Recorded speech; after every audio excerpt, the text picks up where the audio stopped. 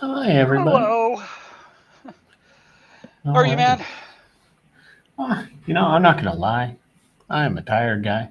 It's Friday afternoon, Yeah, and that's true. whew, I am mentally done, Uh, yeah, which is always a great place to go code on camera. sure. Um, you know, absolutely. So we'll see who joins in today. I don't know. Yep. The many of the different platforms don't particularly tell us exactly about how many folks are around. So. Hmm. Uh, So let's talk about what the heck we're doing today so people know what the idea is. Um, in Spare Brain, we hopefully most of you already know this. We've got a licensing app that I wrote originally, 3 years ago for Yeah, Gumroad. at Um, least. and I've updated it once or twice since then. Some code improvements. Stefan Marone was kind enough to do a stream where he did a code review, which I thought was nice. Um, and I had switched my preferred licensing provider from Gumroad to Lemon Squeezy, so I had to update the licensing app to support the new platform. And there I began to discover the boundaries of the things that I didn't know, and have learned the hard way. So today is going to be a little bit of the uh, I'm not going to be super kind to pass me. I'm going to try to be gracious. I didn't know what I didn't know. Yeah. Some of the infrastructure at the time was what it was, and things have changed since then. And um, I certainly have continued to go to phenomenal conferences, which we're now smack dab in the middle of. I believe Directions Asia, for example, is happening right now. I think DynamicsCon Live, if that's not still happening today, was earlier this week. I don't recall the exact start dates on that. So probably a lot of people are going to, if they catch this stream at all, they're going to watch it after the fact because they're at big conferences. Cool. You're probably going to learn more there. Do those. Uh, but I've learned a lot of stuff in the past 3 years since originally writing the licensing app, and it's time to start to fix some of those things. So first off on our list, and I'm not, this isn't a highly polished, prepared presentation. This is I need to do this work anyway, so I'm going to turn on the camera and let you guys see Mark heckle me live. That's fine. Yeah, yeah.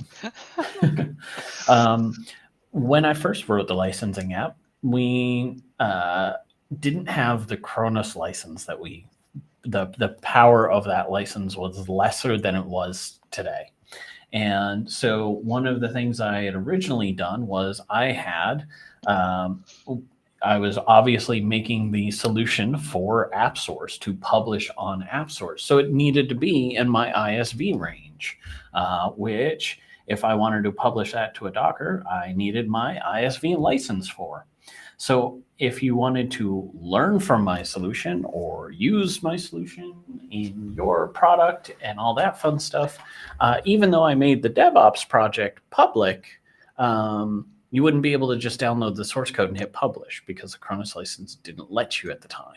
Yeah. And as far as I know now, it does, if I recall correctly.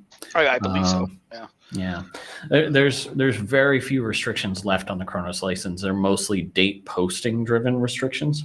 Hmm. So, so one of the original things that I did was I built the licensing app for AppSource, and then I said, all right, well, I need to make a public version for people. So I made a clone of the AppSource app with a different set of object IDs and a different affix. So that way, in the GitHub version, you could potentially do whatever you want with it. And it wouldn't necessarily conflict with if you, for some reason, installed both applications, the PTE version and the app source version into an environment. They wouldn't bump into each other. Yeah. And then there's also the factor that at the time for pipelines, there wasn't ALGO. That didn't exist at the time that I created the solution. Now, I personally still prefer to use ALOps for a lot of my professional pipeline development.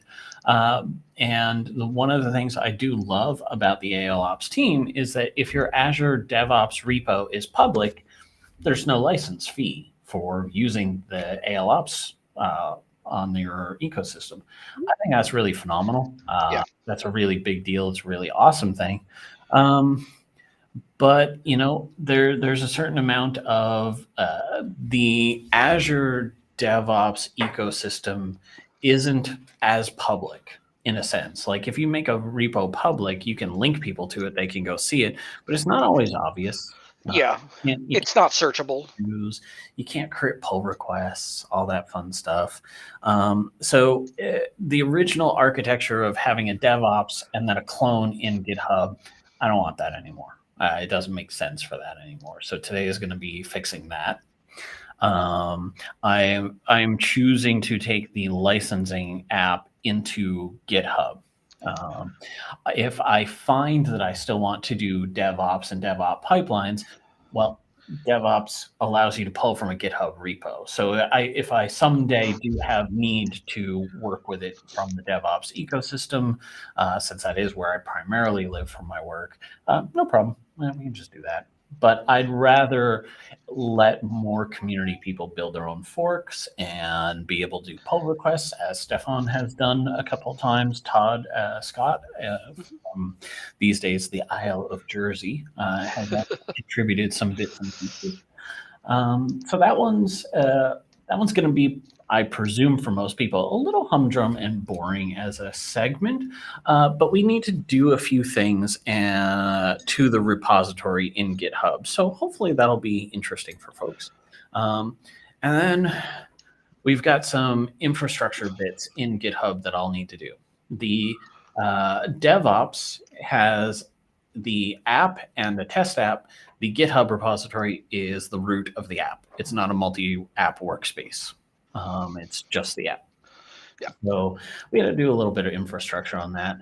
I've also learned, and just as a small note, obviously because I'm not actually using GitHub as the primary source for life on this and all that sort of thing, and because it didn't exist at the time, I didn't install any of the ALGo stuff into the GitHub repository either. So might as well get that in there while we're at it. I've learned a lot about testability since originally creating the licensing app in the first place. And I don't think that the tests that I wrote originally make sense. So I'm going to take them out and we're going to make a new test app and try to do some things in a smarter way. Luke has done plenty of great talks on testability solution. Vieco has been ramping that up as well. And some of the things that Vieco teaches around like doing mocking in test apps is a pretty big deal, especially when you're talking to third-party systems, which is the primary job of this licensing app. So we need some mocking, which is why you're here, Mark. Yay! On one side or the other. But the final piece of kind of correcting the past stuff is, boy, oh boy, those were not good interfaces. They are perfectly serviceable. They got the job done. They did not follow a lot of the solid principles that I, and since then, have gotten a lot more used to the point where I teach people about them. My interfaces are a mess and they are polluted. Well, in all fairness, man, this was one of the very first times that you were trying to do that, especially in a public application. So don't judge yourself too hard on that. Yeah, well, the good news about Past Me is that he absolutely cannot feel the pain of sassing him. So. That's true. All right. So, I mean, it's fair. Like that was, I think, one of the first real times I tried to write a public-facing interface object to say this is how potentially you should be able to extend my extension. I did not really understand the principles of that. And then secondly, the other thing that kicked me in the butt is, it was my first app source app too. And I went through a real hard learning experience when I was like, I'm just going to add a new app provider and, I need to add some stuff to my interface. Well, adding stuff to an interface in app source. No, I'm not. So the licensing app reflects that broken thinking about how the interface structure should work. So realistically, one of the other things I should be doing is doing a lot more refactoring around the way that the interface objects should work. Mm-hmm. I don't know, honestly, how many of these different bullet points we're going to get through today. We'll see. My intention is to stick with this for a few hours and see how far I can get us, because this is just all cost. This is, if you were building this for a customer, or if you were building this for an AppSource app and you were talking to your stakeholders about this project, they'd be like, oh, what is this? What is doing all this stuff going to get us? Oh, it'll be cleaner and following best practice. It doesn't really move the needle when you sit with an accountant. Yeah. So the ROI, so to speak, on all this stuff doesn't sound particularly high, especially when we start thinking about it's a free app. But I want to do all these things because the reality is that Lemon Squeezy as a platform has given us a new functional thing, a usage-based billing ecosystem. And I really want to implement that into the licensing app, but at this point, I don't want to add stuff onto something that I feel like the infrastructure isn't what it should be. So we're going to focus much of the stream today about doing some of this cleanup effort. And as we're kind of talking through some of this stuff, I'm going to talk about why some of these different things. Okay. And we'll see if we can figure out a bunch of this stuff together, because there's a lot of things I don't know. And I haven't streamed in this way for a little while. So if you are following along and you've only kind of been to some of my classes or been to some of my presentations, oftentimes when I'm streaming, it's because I'm learning. We can't know everything. We should strive to learn as much as we can, but we also need to be gracious with ourselves that there's a ton we don't know.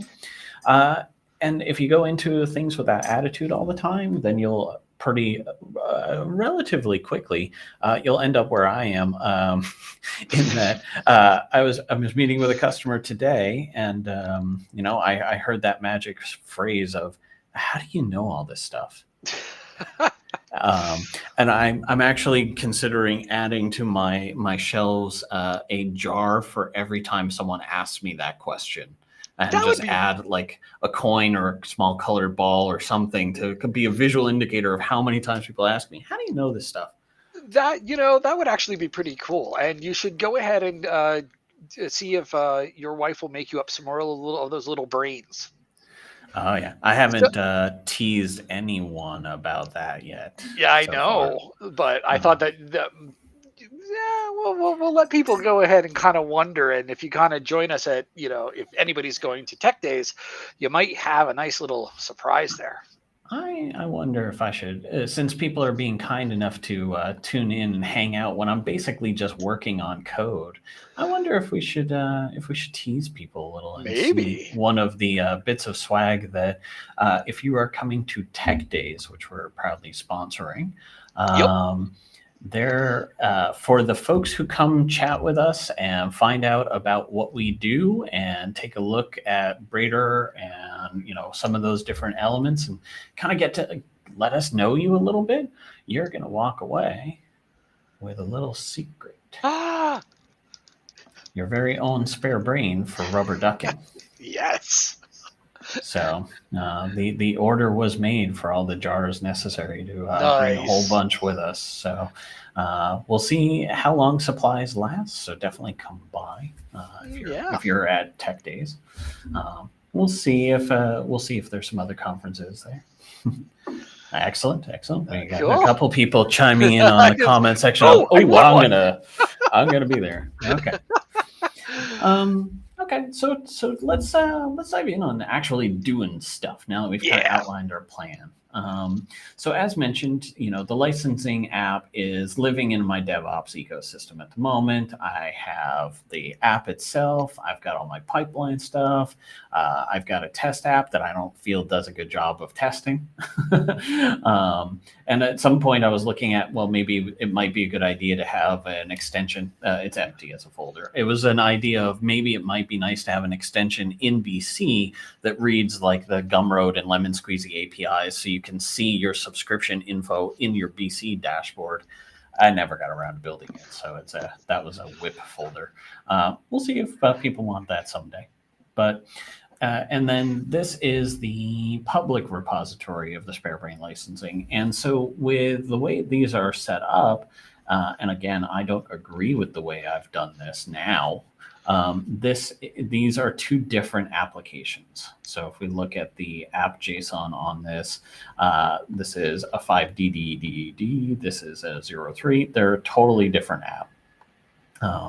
They're clones of each other. And so that meant that when people were nice enough to do pull requests, that meant that to bring them into my app source version, like, a bug fix that became kind of critical back in November from Stefan Marone, I brought this into the DevOps repo manually and committed that all in, published app source right away, solved his technical problem, all that fun stuff.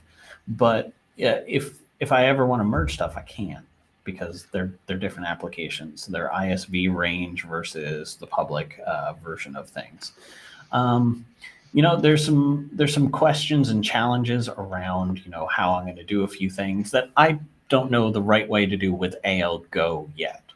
For example, I'm going to go ahead. I'm going to move the DevOps repo into this GitHub repo.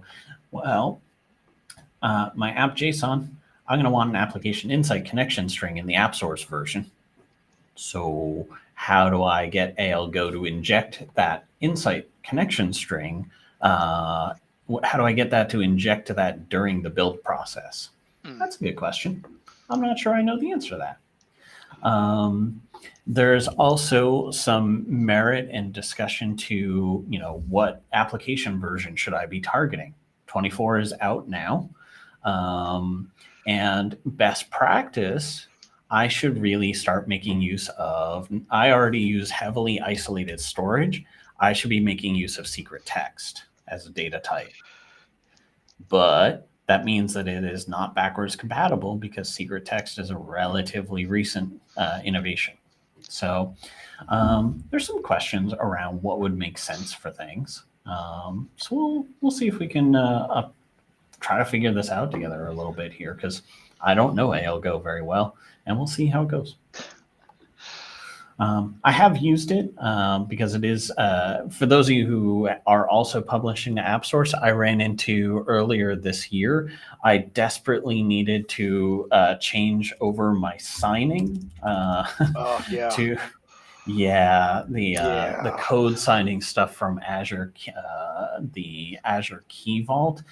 Dimitri Katzen at katzen.com/blog, the lovely person who made Central Q and a variety of other innovations, who I'll be happily doing a podcast with soon.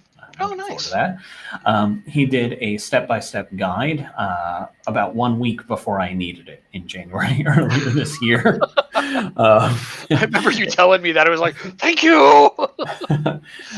So he did a really great write-up that walked me through all the different bits and pieces of how to set up the Azure Key Vault to do the signing operation that works with the native process for ALGo. So I did set up ALGo once now for Databricks for signing. I know that is going to be particularly useful for people as the SSL certificates start to expire, and various providers will only give you the certificate into a secure key vault and all that stuff. Yeah. So I have set this up once for an app. Similar sort of situation. I did a clone of a repository over to GitHub, so I could just use it and get the job done quickly. Yeah. All right. So with that in mind, we're going to do a bunch of little housework first. First of all, I'm going to close these pull requests because they're about to be irrelevant. They are already brought into the app source version of the app. So we don't need this anymore. Okay, easy enough. So we're going to close this per stream. We're replacing the PTE with the app source version. And typing on camera, at least it's only a case issue. We're going to close with comment. Close that up, and we're going to do that. And if Stefan is not watching, he's going to get some emails and be a little confused. Alrighty. So now there's a couple of different ways that we can move forward with this. There's whenever you're moving between Git storage mechanisms, because remember, folks in the audience, that Git is basically ledger entries for your files. That's really what it is. Yeah. It's a distributed ledger entry system. So when I cloned the repo for the licensing app, for example, out of my DevOps ecosystem, if I pop to my Explorer and whatnot, then in this repo, there's going to be a Git folder, which might be hidden. I thought I had all my stuff showing. New streaming machine, who this? Show hidden files. There we go. So this Git folder is just a copy of those ledgers from DevOps. And that means that effectively this app source, this Azure DevOps ledger is a different set of ledgers from the GitHub version. I have those as two entirely separate repositories. So the natural question is which set of histories do I want to preserve? So my options there are to, I either want to keep the history from Azure DevOps and replace the history in GitHub, or I want to keep the history in GitHub and not have the history from DevOps. Now, in my case, I have two major versions, the release and the one update. That's about it. Almost everything else in between, I don't really care how many individual little commits I did to create utility JSONs in the DevOps ecosystem. So my inclination, and feel free to chime in, Mark, on this one, is there's no value to rebasing the GitHub environment, and we can just go ahead and bring the files from DevOps into the Git ecosystem and start with a nice, clean, fresh version of things. I would totally agree with that, especially since I believe that there's more commits and more, for lack of a better word, that ledger that you were talking about, or the the more commits and data, and that's in DevOps, and that would make a more complete picture of what we've done and what changes were there. So that's I totally agree with that. It's hard to say because we've got little bits and pieces throughout. We've got some code cleanup from folks contributing. So I think I'm inclined to keep the GitHub history here that shows people contributing to that. Okay. And respect that those happened, I think. Okay. So let's do that. We're going to need to clone this then in a public repo here. So let's grab our path, and we're going to jump to command line time, which I could do in Visual Studio Code, of course, but I'm going to close up the workspace, and I don't feel like having it worry about what I'm doing in here. Alrighty, so let's pop off to here, and we're going to clone down the GitHub repo. And let's pop you. I'm being lazy and just copy and pasting as much as I can manage. So we're going to clone this down. And I'm pretty fine. If folks watching along didn't know this, I'm cloning the repository. So by default, it's going to give the folder name this repository name. Little odd tip, if you didn't know, we could call this, for example, GitHub SBI licensing. And that will specify as a parameter that I'm going to overwrite the local folder name. So that will create a folder in here called GH SPI licensing. Yep. So I know exactly, this is GitHub. It's part of the Spare Brain organization. It's the licensing app. I don't have to wonder or figure it out later. So that's pretty nice. Okay, so we're going to now. One of the things I believe is true about this GitHub space is not only is it just a single root app folder on the GitHub version of it as a PTE, but I don't even have a workspace for it. So it's that level of just not sophisticated at all. So let's open the folder here.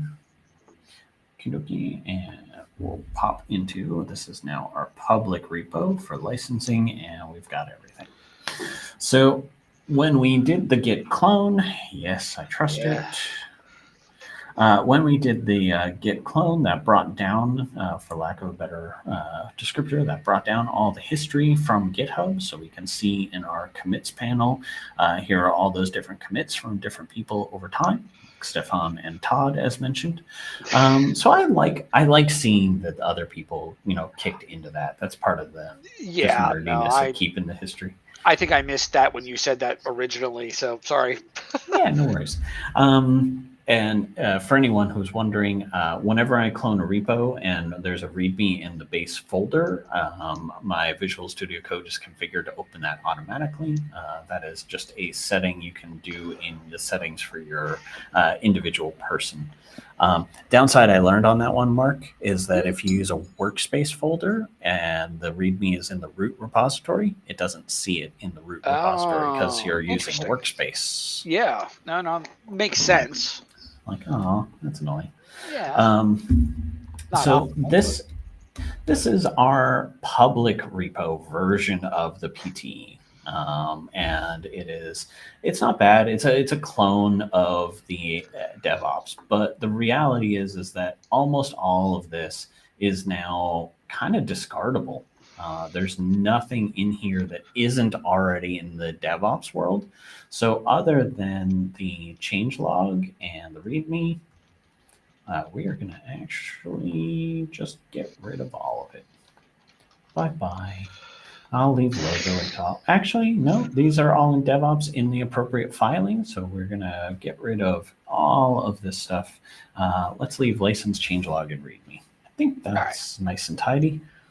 So, bye-bye. Gone. And, I'm a person that tends to do little commits. So you have a better understanding of kind of what stuff changed when.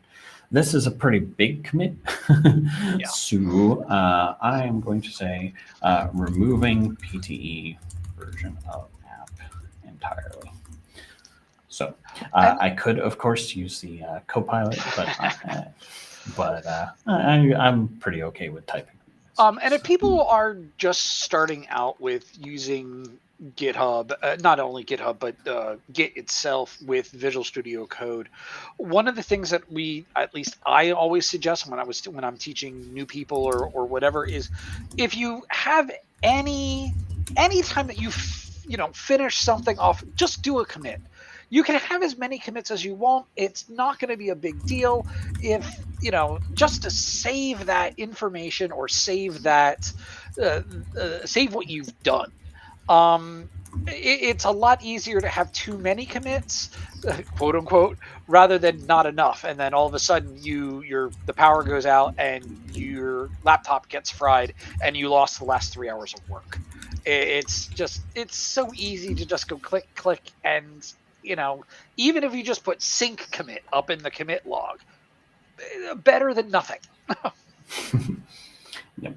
So this is for folks following along who are maybe relatively newbies or whatever have you. I do try to make mention of things.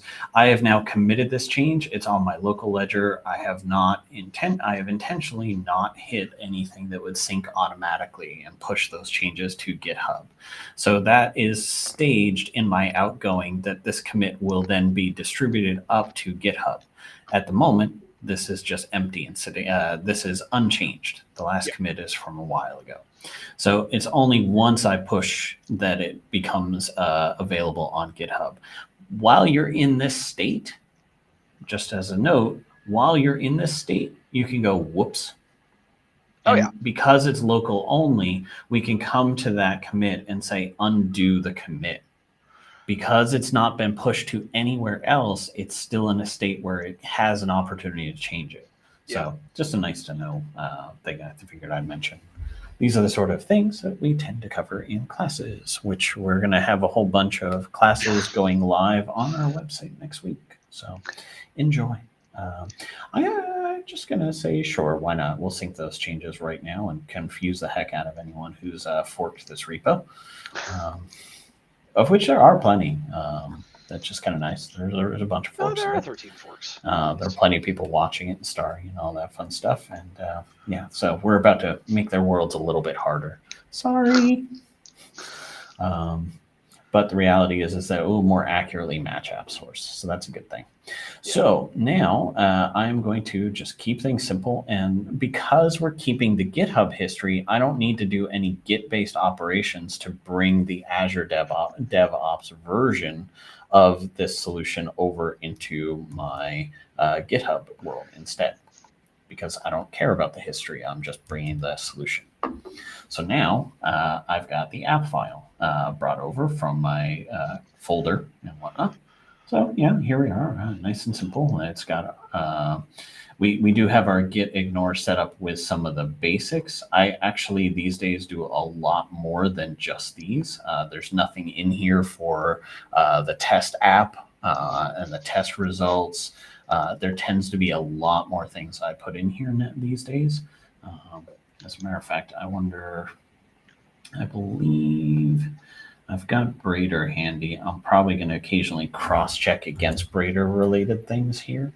Let's see if Brader has a better git ignore or if I haven't updated that one yet. That's fine. Yes. Yeah, there we go. Yeah, Symbols, cache, snapshots, templates, test results, all that fun stuff. So let's get that over there too. That sounds like a good idea. So now, however, and this is just a practice sort of thing that I tend to make note of. If I go to my source change, I've added a million untracked files, and I've also modified the git ignore. To me, those are two different functional operations.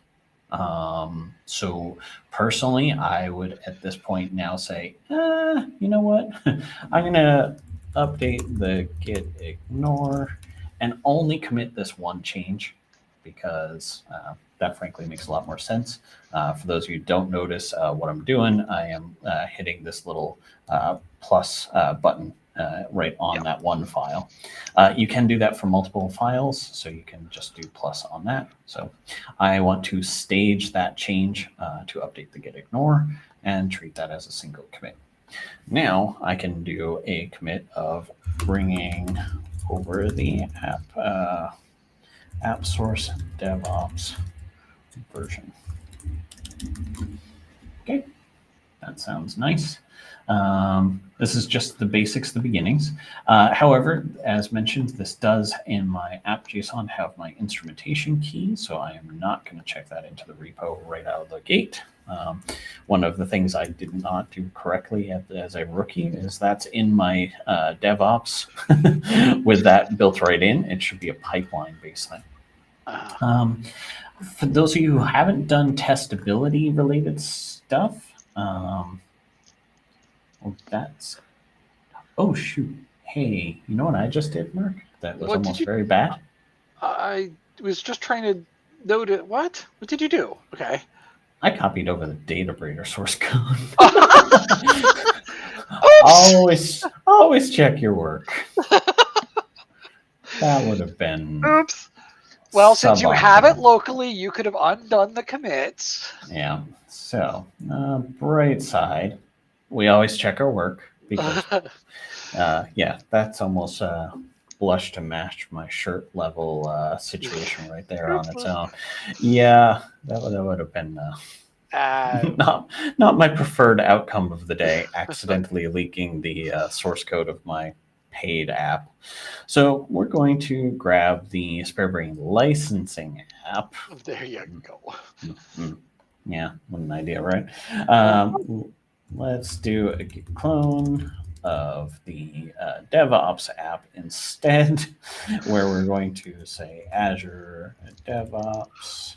I tend to, if I'm working with lots of different repos from different sources, I tend to prefix it of where do I find it. It's just a practice I have. It makes the directory sorting real nice when you're looking at stuff of like, where did this come from? Not a bad idea, actually, yeah.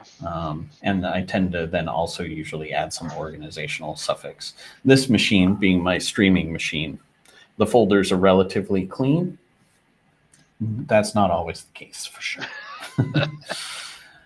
Okay, so now with the right application, I wonder how many folks in the audience were watching me just copy the source code of Brader going, nobody mentioned it, and I totally missed it too, so. Okay, well, on the bright side, this is why we check our world. So here we've got the app.json for the app source version, which we know because it's got our ISV range. And once again, as mentioned, we've got our instrumentation key, which we don't want to publish. So let's take a look at that. And we'll go into the app.json. This is also a good reason to name your folders really smart, because that would have given me some opportunity.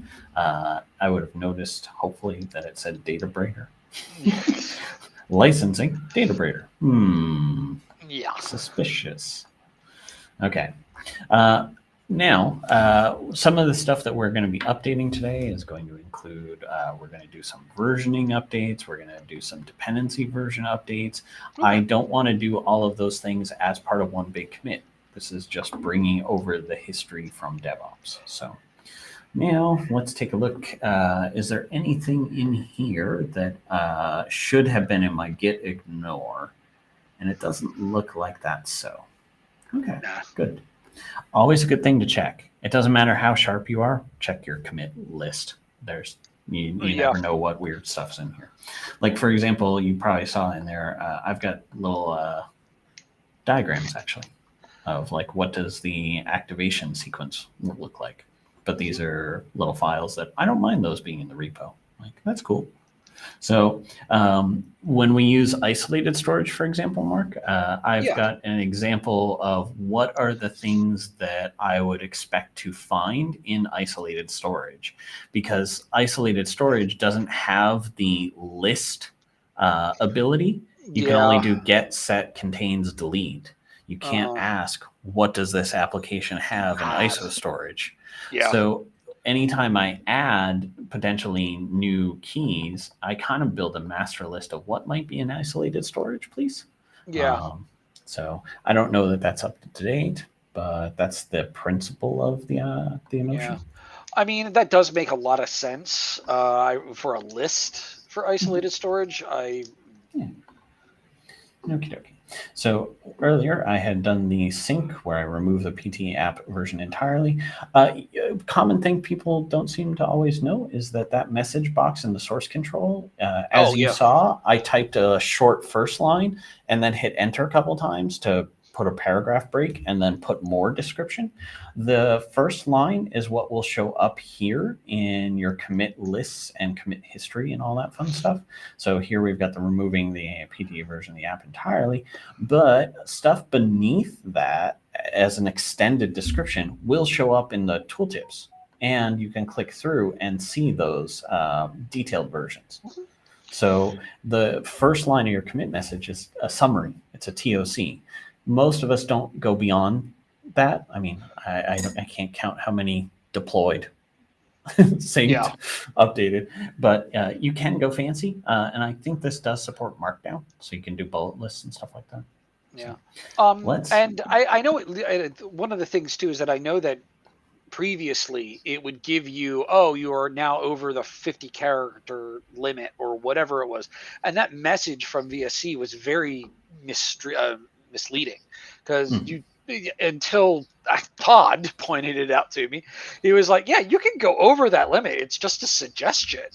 And I was like, really? Yeah, that warning confused the heck out of a lot of people, didn't it? Yeah.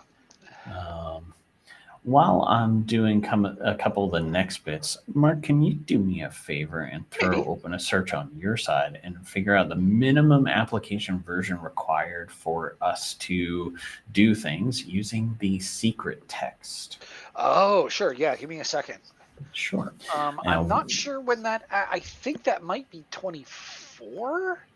I Because I think it just was looked it up a 24. second ago, but of Okay. course now I closed that window and I don't Sure. have. Okay. While you're doing that, I'm going to start the beginning of some of the other things that we should do in a healthy environment. So now, our previous version of this folder, the app file was in the root folder. There wasn't a space to create a test app. Now we're in a subdirectory, and that's a good thing. And that means that we can create some additional folders for things like our test app. So in our spare brain licensing, we'll go ahead, we'll create a new folder here, and this will be spare brain licensing test. And if anyone's wondering at the app and test affix thing, I just kind of picked that up from Waldo as a habit for filtering purposes. If it always ends in app and it always ends in test, then you can do filters with *_test, etc. Yeah. Yes, it looks like it's actually 2003, version 23, and runtime 12. Okay. So that means that this app, if we update it to use secret text, needs to be runtime 12 and application version 23. Yep. Now we can flip some things around. One of the best practice things I got a lot of questions of at some of the Tech Days workshops, and I like Camel's answer to this question is, what do you do with a version string? And Kamil Secek, if folks don't follow him, he is a very sharp fellow around some of the application design and overall life cycle. His versioning thinking, which I like a lot, was the first one. If you make it tied to the major version that is the minimum version of your app, then you always know exactly what the minimum version of your app is. I was like, yep. That's a pretty nice shortcut, really. And he doesn't update it to every time a new version comes out unless there's something in the code that now requires that new version. So in that philosophy, if we were to do the same thing, then this should be version 23.0.01.0. So I actually like that. It makes it very clear that the minimum viable version for this product is now going to be 23.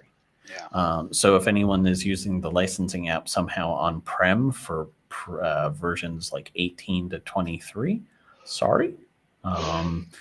Continue to use what you're already using. Yeah, so we're going to do some secret text stuff, which means that 23 is our minimum. I believe there's also been some interesting discussion around, like, you might have reason to update platform. I saw some interesting Twitter threads around that. We're going to skip that for the moment. And I think that's it. I'm still fine with having all of the resource exposure policy true across the board. All the more reason to use secret text for anyone wondering. But there are some things that we do need to update in this app.json to support testability. So I created my test folder, but it's not an app folder yet. Why? Because it has no app.json in it. That's all the real difference is between what is a folder versus what is an extension. Does it have an app.json in the root? So there is a snippet, t app.json Waldo, from the CRS extension. And one of the things I'm very happy about is snippets do say in the top here which extension they came from. So I'm going to make use of this snippet to drop it in. One of the reasons I like it is it automatically generated a GUID for me. I didn't have to think about it. If you're writing your own app.json for whatever reason, or you're copying and pasting one, which is a very common thing to do, there's a tiny little extension for Visual Studio Code that would allow me to create GUID. Yep. And literally all it does is throw a GUID on the clipboard, so we could just paste that in. Yeah. Wow. I'm going to take that approach because I want all of this stuff. I'm pretty okay with all of these things being in our test app as well. We're going to need some extra stuff, but our test app, first of all, we don't need a logo for our test app. I'm pretty okay with the logo on that not being in the source for that. That's fine. This is going to need to be the new GUID. So let's drop that in.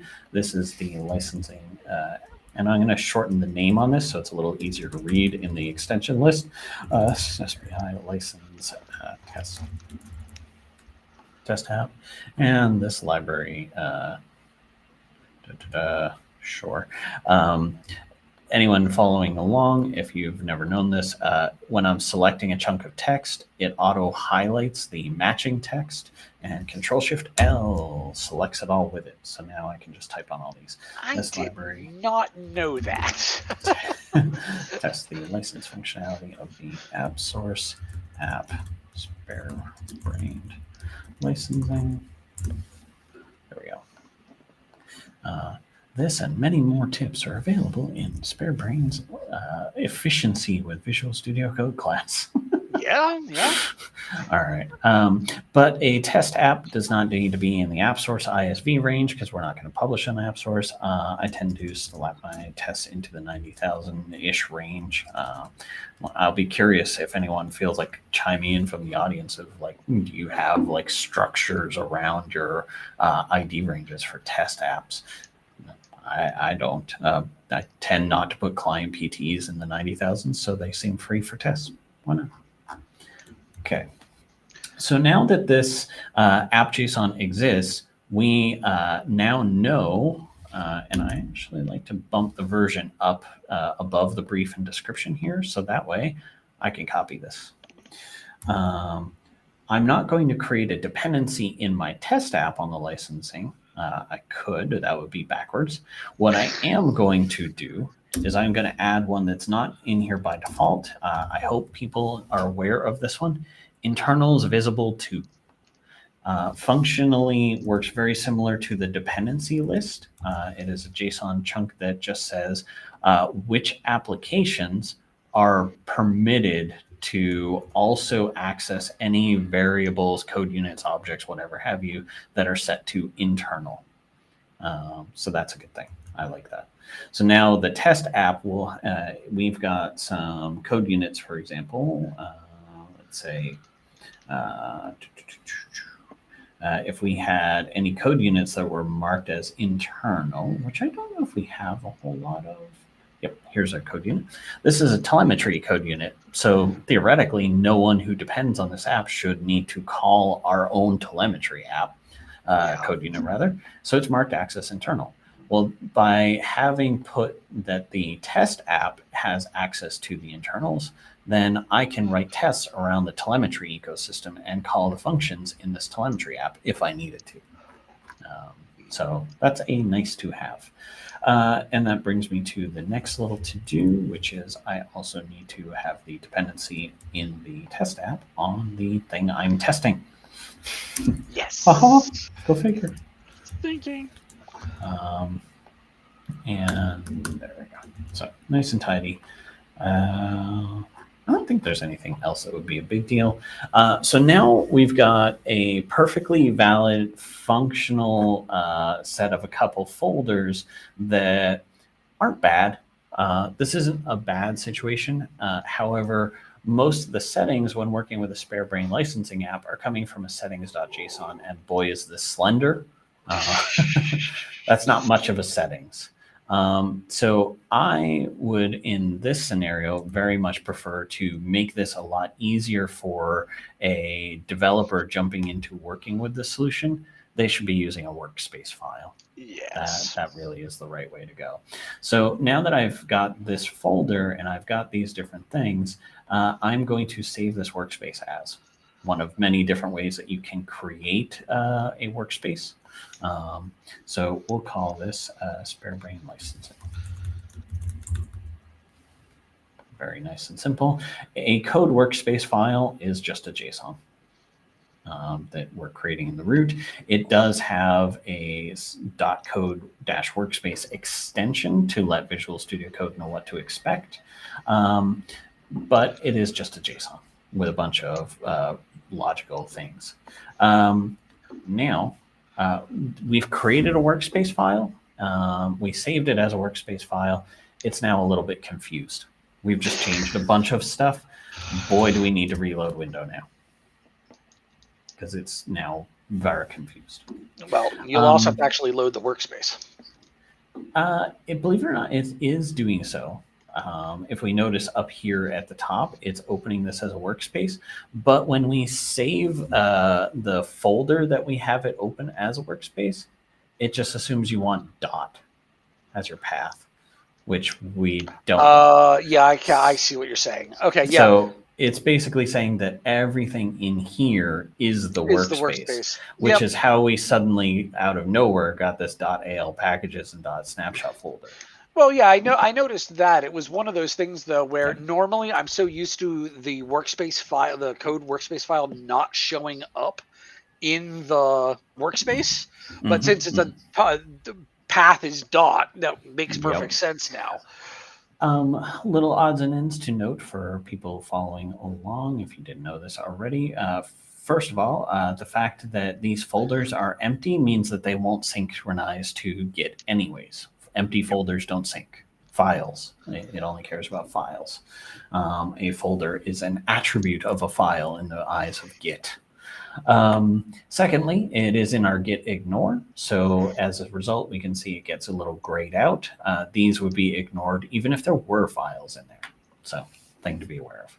Now let's talk about this messy little workspace, because this is daft. It's creating unnecessary folders, and it's not really giving us the settings that we need it to. So first of all, in our folders, I don't want dot. Is incorrect. I want spare brain licensing.app. There's a bunch of different ways that you can add a path to a workspace. But now that I've saved that workspace, which I presently have open, a bunch of stuff happens all at once. Thanks, Visual Studio Code. But we'll notice on the left-hand side, now we only see that app folder. Because we've just instructed it that the only folder that is present in this workspace is that app folder. Not bad, but obviously we also want our test folder. As a matter of fact, let me make sure screencast is on, so that way we're seeing some of the shortcuts I'm about to do, like Control-Shift, Alt-Shift down. There we go. And there we go. We'll grab a copy of that line, and then we'll add test to it. Okay, that's better. And if we save it, now we see our different folders, and the AL extension is going to be a little bit happier once we reload. It will see each of these projects as a separate extension folder for each of those. Yep. However, we know that in this repository, we are only going to have spare brain licensing app and spare brain licensing test. So we could make this a lot cleaner. In a workspace, we can just do name, and we can say what the name is. In my case, this is the app.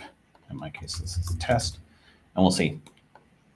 Those are visually relabeled without renaming the folder. That's not bad. I like that. Did you use the little alt trick to go ahead and do both of the lines at the same time? Yep, I do. So I clicked up here before path, and then held down Alt and clicked before path, and now I've got two cursors. Hello world. Super handy. Love Visual Studio Code multi-cursor. For the ASCII art people, there's even ways that you can, I believe, select just columns, which is kind of fun. But I'm not going to fight with that right now. So anyways, let's grab the settings here, code analyzers, which ones we're explicitly turning on. Yeah, I like that. Now, there's a little bit of an interesting thing here. For anyone who doesn't know this already, the way that Visual Studio Code settings works is layering. So in layers, the foundational layer is your user settings. The next highest layer is workspace, and the next highest layer is folder. So that means that a folder, in this case for app, VS Code settings.json, this is the top level. That modifies the, yep. Yep. Okay. Sorry, I got a great comment in chat of, yep, it's a Control Alt up down arrow. Thank you. Small salute to Gustav. Yep. The code analyzers, I actually want code cop and UI cop on for both of my applications, but I only need app source cop turned on for the app that's going to go on app source. So I will copy this off into my workspace, into the settings section, and I will remove app source cop. So this guarantees that now the test app will use code cop and UI cop, but in my app that's going to go on app source, I also want to use app source. I don't know if this array is additive. I don't know either. That is a good question. We could play with that. We can potentially try that out, but the goal is to finish some work, not to explore no, let's skip that for now. All righty. And then we've got a couple of issues because internal visible 2 doesn't take the version string. That's fine. And then we've got plenty of symbols missing issues because we've got no packages downloaded. One of the things that I'm seeing, well, maybe you want to get to this in a second, but one of the things that I normally add to the settings file is the location of the AL packages folder. Definitely. And putting that in the root so that all apps in that workspace use the same AL packages. Agreed wholeheartedly. The other thing, let's see, I believe it's code analysis.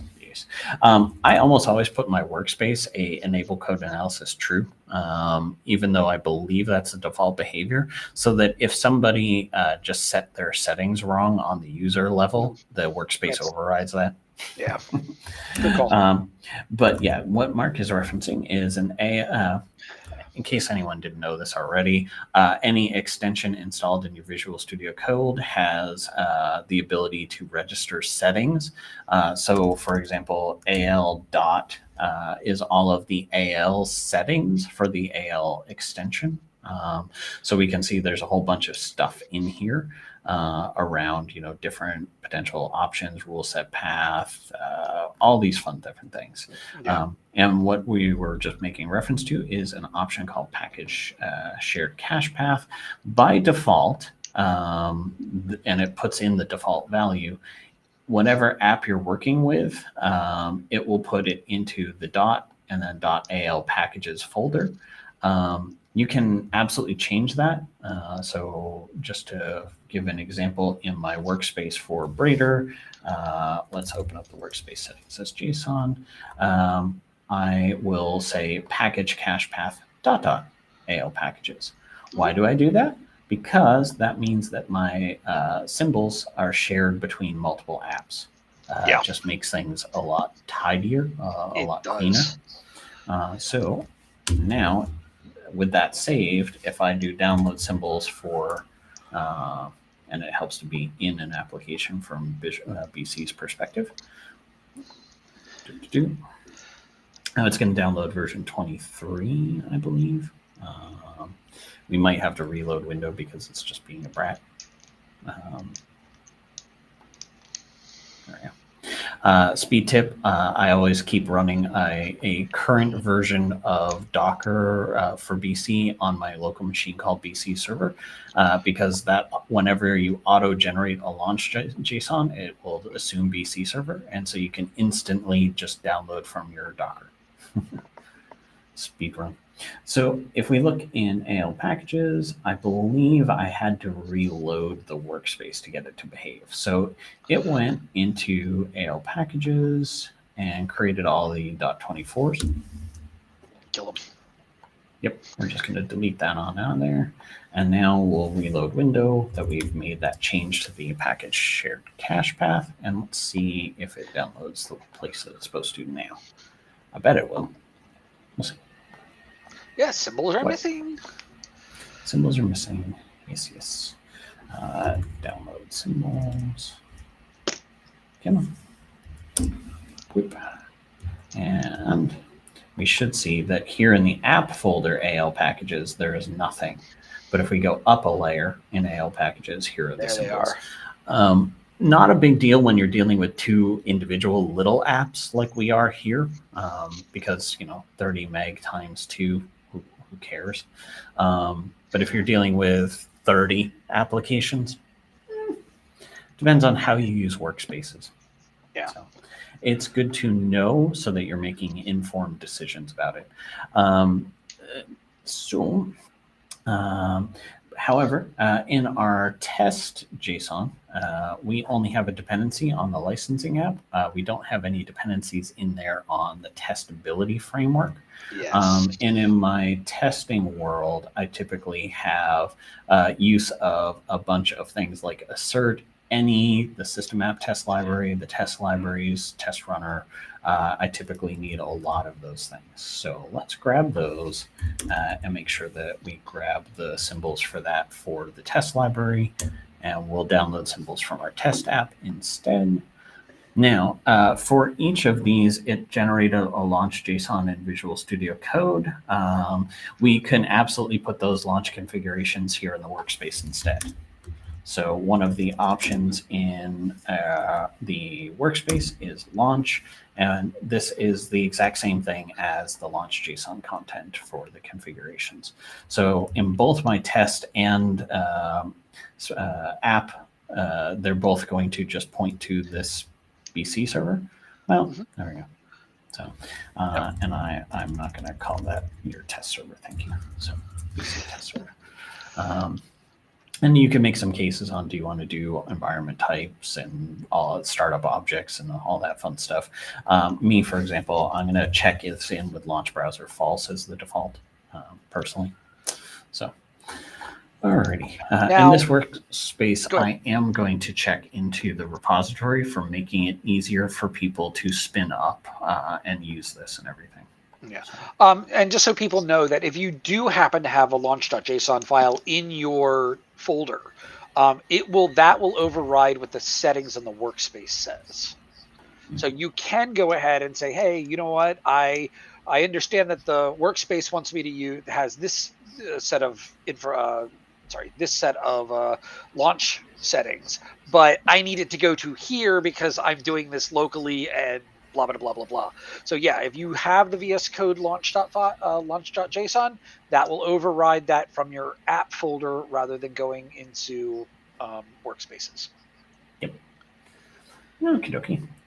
Now, the other stuff that I tend to bake into my workspaces, if it's an environment where you bake your workspaces into the repo, which is an if. I might note there are plenty of partners I know that you create workspaces and throw them away. They're disposable files, and that the settings are baked into the repository for the app itself rather than the workspaces persist over time. There's no right way other than you've given enough consideration to the pros and cons. That's the important bit. So for me, I'm going to bake a lot of stuff into the workspace because I like to. The other thing that I like to bake right into the workspace settings is some best practice-y things around naming. So for example, here I'm looking at my test app. I will use a shortcut command for this that Waldo has added to his settings, the CRS configure best practice file naming. This little command right here, it will detect that we're working in a workspace. Do we want to apply that to the user configuration? Do we want to apply that to the workspace? Or do we want to apply it to one of the apps in particular? This is defining just the templates of what the file names would be. So I am going to put that into the workspace. That's interesting. I didn't know he had a command for that. I've always just copied and pasted it from another one. Yep. So what that did was it dropped this set of file name patterns for the file name itself, for the extension, and for the page customization. Now, those don't do anything unless you tell CRS what to do with it. So if we do on save file action, we have options around rename, reorg, do nothing. Do nothing is the default. I will always choose rename when I'm working with a repository that follows current naming practices. There are plenty of clients who started on an older version of BC and they had different nomenclature versions, nomenclature patterns early on. Me, I used to leave things on reorganize. Don't. Please don't anymore. Please do not use reorganize anymore.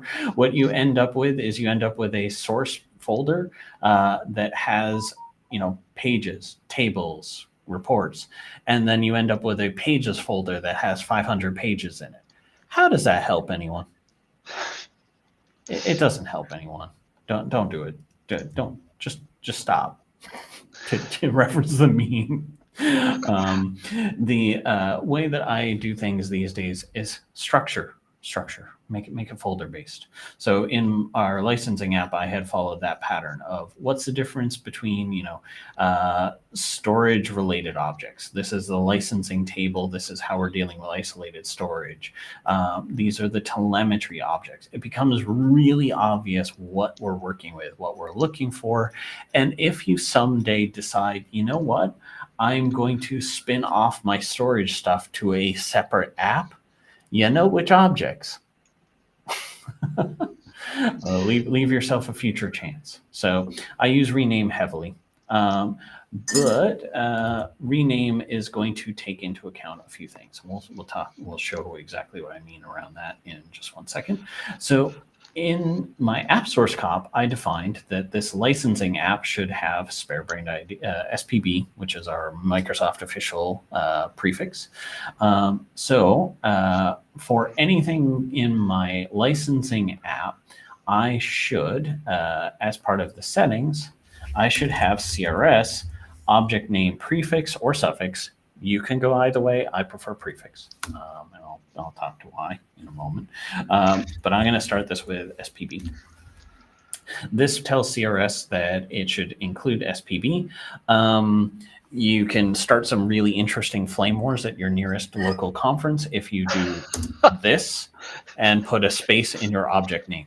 I was just going to ask about that. Yep, I do it. Yeah, but I also I do too. I get sass for using 2 spaces after a full stop, and I do that even on Twitter, and people give me grief about it, and I'm like, I learned on a typewriter, shush. Yeah, yeah. And anytime anyone complains about it, I start using 3. Okay, I don't do that, but yeah. With the dad as an English teacher, I was always, well, you typed this, but you didn't go ahead and there was only 1 space. I'm like, okay, yeah. That was drilled into my head. Yeah, and we are going to bump into a couple odds and ends. I need to check. Object ID Ninja does know that the object range for the code units and stuff like that. We're going to see, do I need to expand that object range? We'll check that out in a moment or two. But I wanted to open up the object and see. So here I've got an SBI license, SPB license, space, check, space, active. You can start some real flame wars around why, if you're only given 30 characters, why are you using 2 of them on spaces? And not only that, but I'm using a prefix that is for my publisher and the app in question. So I'm losing 8 characters out of 30 for nothing. Sure. It's fine. I do like to do actual summary descriptions. I don't need the object name to be that descriptive. The reason for this, anyone who didn't know, if you put summaries before your objects, is when you mouse over it, you get that summary in the tooltip. So you can name it more often. Yeah, you can name it Quijibo. It doesn't really matter as long as you put some description on the dang thing.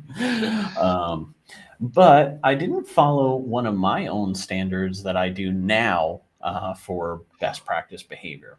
So looking at the way I've named all of these objects in this app, they're all SBI license. So I, whether it made sense or not, prefixed all my objects with SBI license space. to differentiate presumably from other apps from SPB. Maybe someday DataBrader had an SPB check active. So realistically, my settings actually should be SPB license for this one.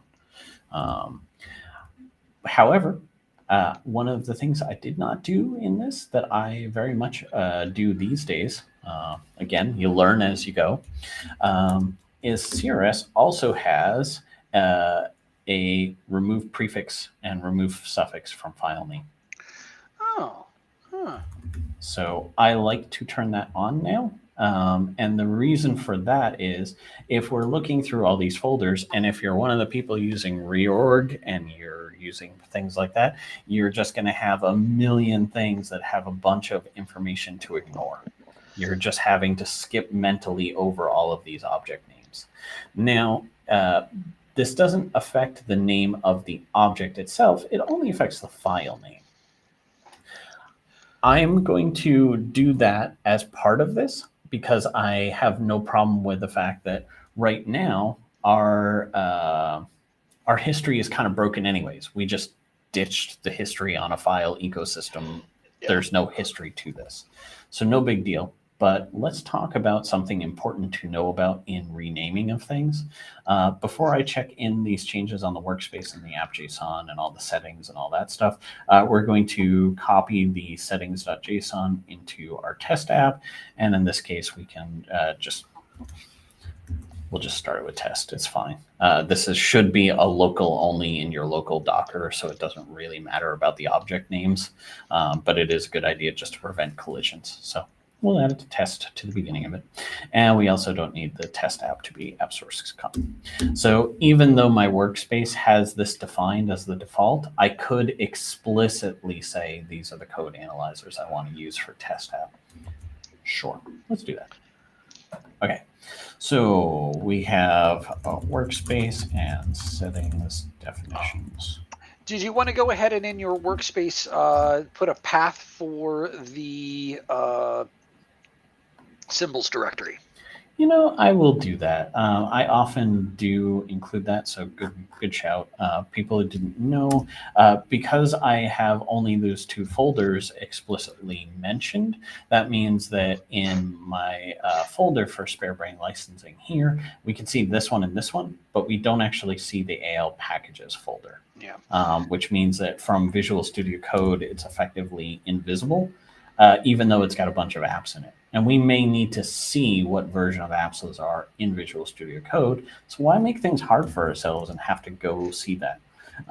So I'll add, I've been adding folders to my workspace using just typing and modifying. The other option, if you're more point and click, it is perfectly reasonable valid, is file, add folder to workspace.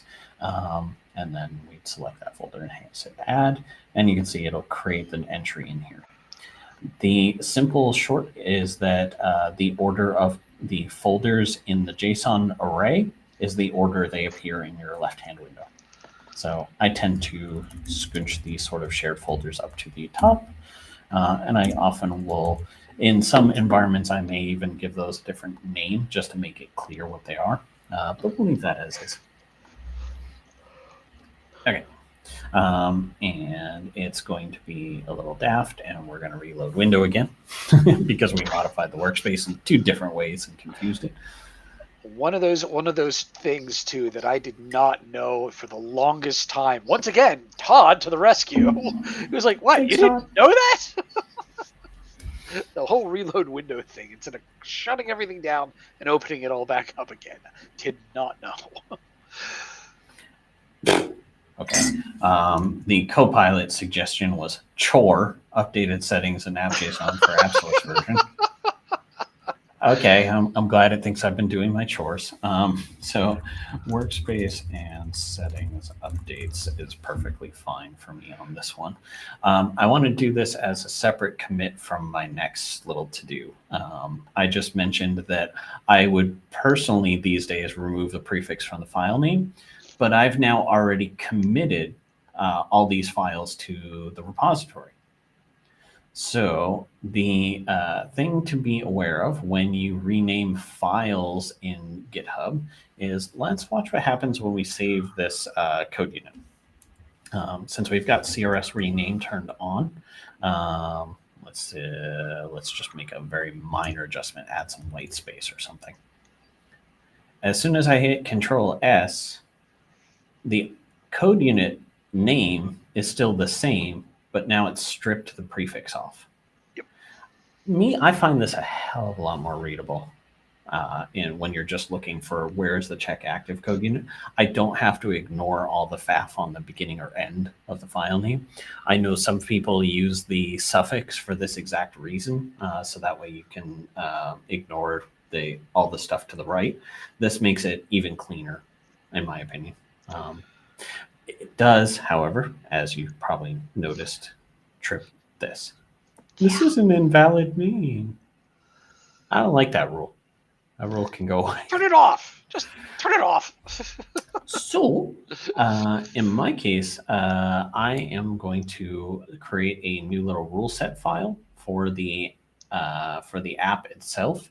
I don't need this rule set to apply to the test. I don't care about that part.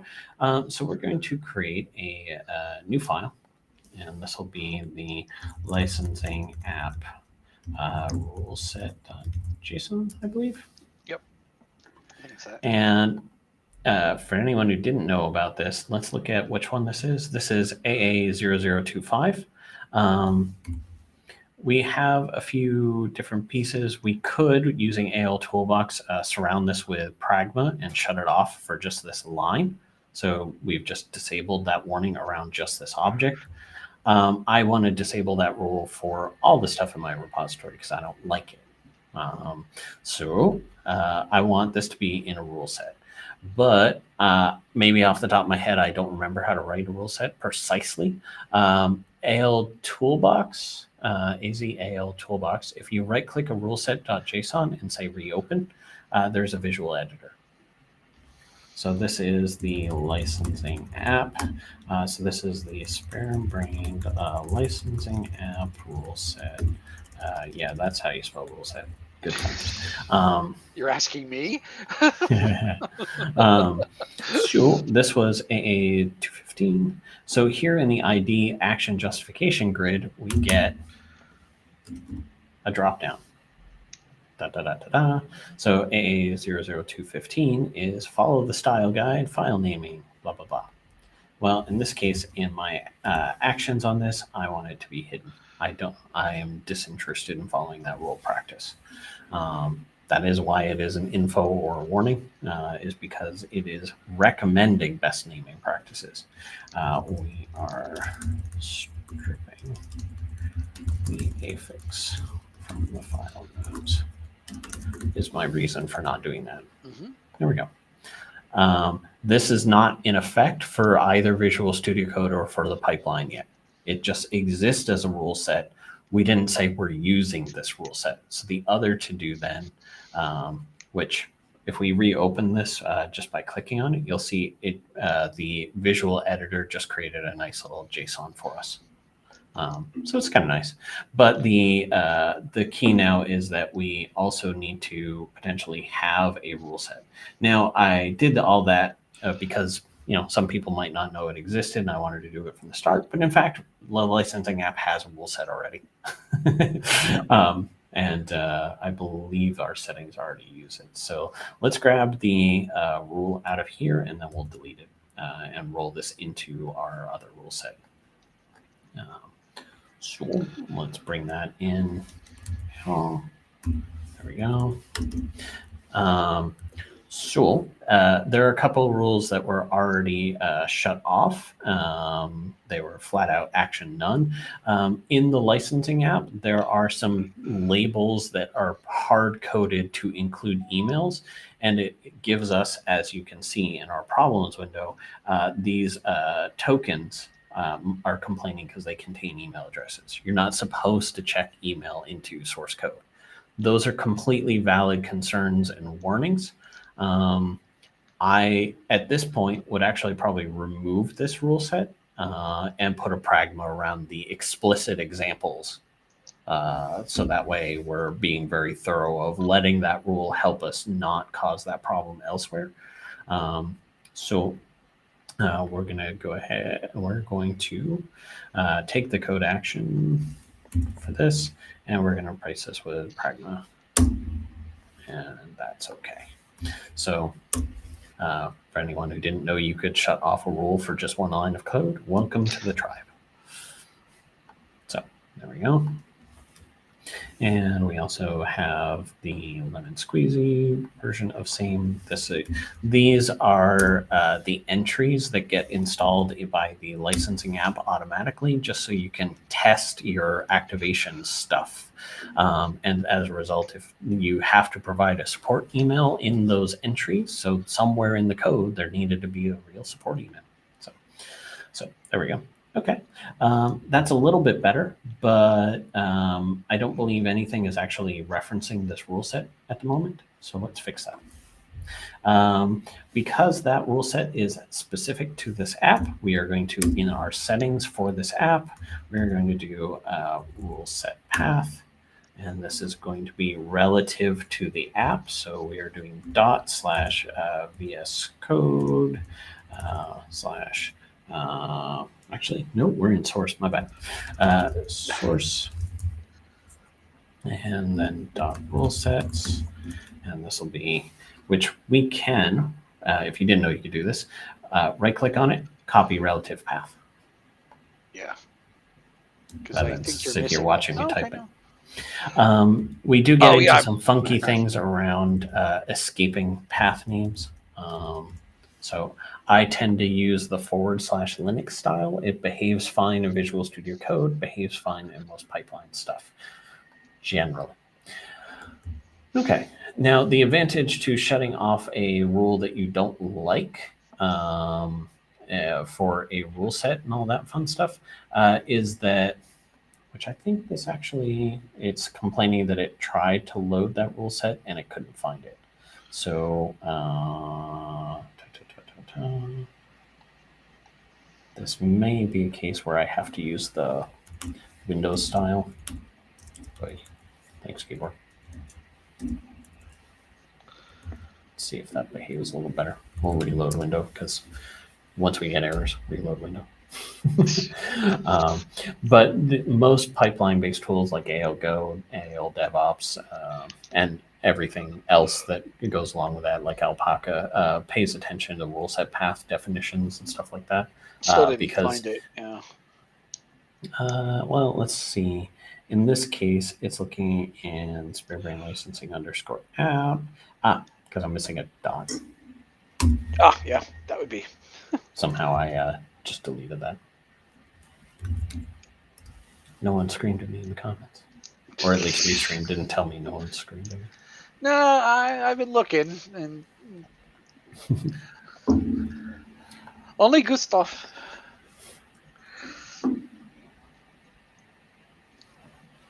He might be getting an extra brain to hand to someone he really likes. Yeah. All right.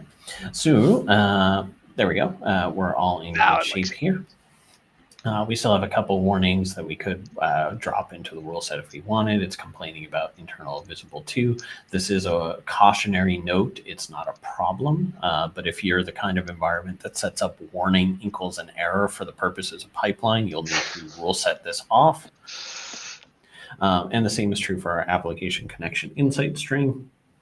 I am going to potentially have a pipeline set this property, so I need that to be blank.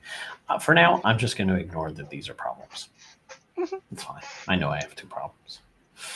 Okay, so now with the fact that I have renamed this check active because of the prefix, if we look in our source control, guess what? Every file I've touched since putting that setting in place has now, it sees it as an untracked, i.e. an added file, and a deleted file. Yeah. And that is a mechanism of Git going, these two names don't equal each other. So the old one is gone, hail the new one. And what will happen if you check them in the state of untracked and deleted is all of the history of that file disappears with the deleted file. It doesn't become part of the stream of file history. So when you're looking at like line level history, like I'm seeing here, where I can see precisely when someone committed something, which actually it's not showing because I just changed it, lost the history. That line level history is now gone from the perspective of Git. But the way you avoid that is if you select those two files together, or even these 6 files in the case of all of this stuff, if we hit stage, we stage these changes up, stage makes it run a deeper analysis and sees that, these are just 3 files that were renamed. So now those histories are preserved, and it just gets an extra bit of history that it got to rename. And now when I'm looking at this file, it'll potentially give me all of the history correctly for that file once that commit happens. This is a reason that if you are making changes to objects that are going to trigger a rename, whether it be the actual object name changed, or you're just doing maintenance-y renames like this, do your rename as a separate commit without changing the contents of the file. That'll give Git a better chance to understand that it was just a rename only, because the contents are otherwise a 100% match, or very nearly. So that gives it a better chance to see that those are renamed things. I'm going to unstage those, however, and go ahead and add these rule set updates as a first commit for this. Rule set updates, nothing too elaborate. Stage just those 2 changes and commit just those 2. And the reason I'm doing that is because there are a whole bunch of other objects that I haven't opened and saved. Like, for example, in here, they're all wrongly named files by my new rules. So what do I do with that? Do I open each and every single one of those? No, I'm not a madman. I am going to... There's some debate out on that, but that's beside the point. Yeah, I heard it too. So CRS has an option to rename all files. Yes, please. Are you sure you want to rename all files? Yeah. That didn't actually pop through onto the stream, but yeah. There we go. So renamed, blah, blah, blah, blah, blah. It just churned through it, and it said 22 out of 33 are renamed because it did make that evaluation on all these types. So now in my engine logic, this to me is a heck of a lot more readable without any of the affix stuff. I know exactly what types they are, what functions they are, and all that fun stuff. Before you go ahead and do that, just because activate meth, I know that means activate method. Yeah, I know. I see it too these days. I can't get away from one aspect of this. Yeah. This is my app source version. I cannot rename this object. You can't rename that. Yep. Forgot about that. I would have to obsolete this object and make a new one. Yeah. So, yeah, I know. Yeah. There are some there are some shortenings of words that you just kind of have to accept, especially things like analysis views and such. Yeah. All right. So now it sees a million, untracked added files, a million deleted files. And so again, I'm handling this all in one big batch. So this is renaming commit with new file names. Wow. And we'll stage all changes this time. And that immediately dropped it down to 25, which is a sign that that's the correct result we wanted. It went from 50 to 25, exactly by half. That's correct. These are all renames. We're good. So commit and we'll go ahead and sync those up because why not? Again, anyone watching the repo is going to have a bad day. Lots of updates. So now if we take a look here, we've got the app, we've got the commit file name, we've got all these fun things. So this means that if we go look at our activate meth Walter White code unit here, let's see here. Can we call it that? The Walter White Code Unit? I don't know if that's legal. Probably not. But now when we look at the history of this file, because it was a rename, it does this. It was renamed from this. Do you want to browse the history before that rename? It makes that connection correctly. And so now we can see, in this case, it wasn't a whole lot. We brought this over as part of a single commit. So it hasn't had a huge history, but that at least lets us see it in the flow of everything. And as well, we can also do that in Visual Studio Code, of course. Okay.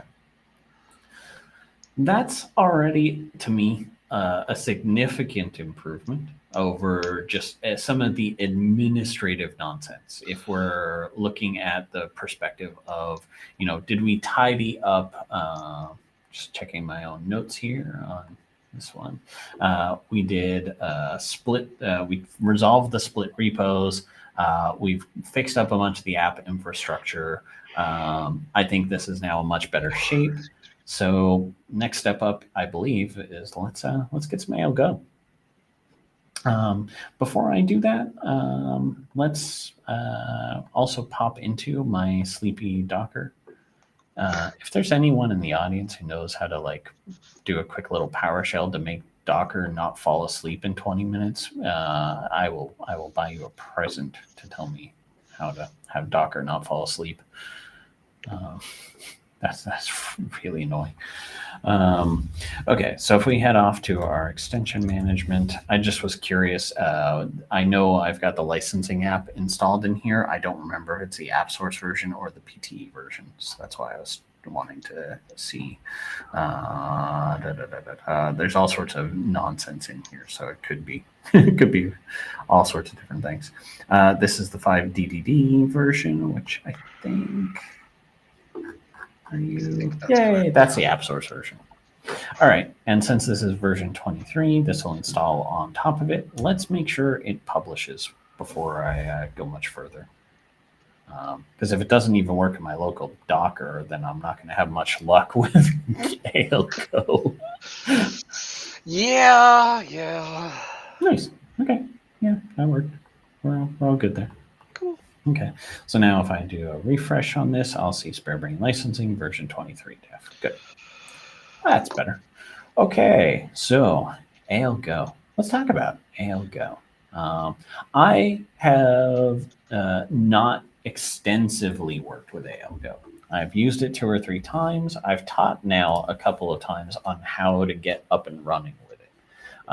So I don't know all the ins and outs of it. But the main repository, Microsoft/AL-Go, has lots and lots of information that is pretty marvelous. Not only is there all the different usage scenarios and things like that, but there's also a quote-unquote workshop, which is a bunch of wiki markdown files on what do you need to do. How do you get up and running with this? One of the things that I have not really seen in the docs that would probably be a good one to add if anyone feels like writing a markdown pull request for the ALGO team, is adding ALGO to an existing repository. Oddly enough, that's not in here. And the reason I mention that is the starting point that they typically recommend you to do is there are template repositories. So in my case, I'm working with AppSource. So aka.ms/algo/appsource will drop you right to that. If people didn't know this at all, aka.ms/bcall is one of my favorite shortcuts. This takes you to a specific learn page with all of the aka.ms for Business Central. Yeah. So you can find every little shortcut. So whenever you see Microsoft going, hey, check out aka.ms/BC Universal Code. Well, how did you know to have that? From BCall. So anyways, so the ALGO app source repository here, This is specifically a public template repository. And what that means by the fact that they created this as a template repository is you can hit use this template and create a new repository using it. That's pretty neat. I don't actually know how you add this to an existing repository. My hunch, because of how GitHub works,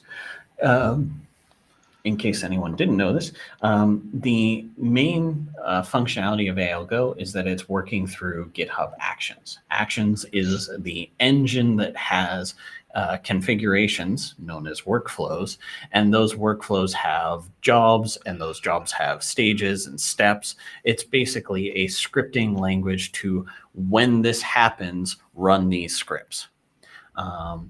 These actions all come from having a .github folder, and in here are the workflows that would exist in the GitHub Actions. So my thinking is, since these ALGO folders and all these settings.jsons, they're just files.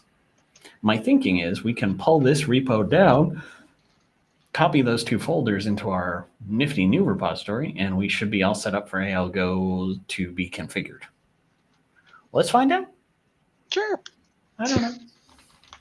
So pulling from public repos here, this is going to be git clone ALGO app source. And I'm going to call that template so I don't get myself lost, and it helps to give the URL. I thought I hit paste. Okay, sure. Now in our public repos, we have the ALGO and the GitHub folder, and that should be all we need. I haven't admittedly checked the licensing file. Do I need to attribute the ALGO licensing? So that might be, I don't actually know if they've got a license tag marked on this. Huh, interesting. Nope. I would have thought that would have been a wide open. Weird.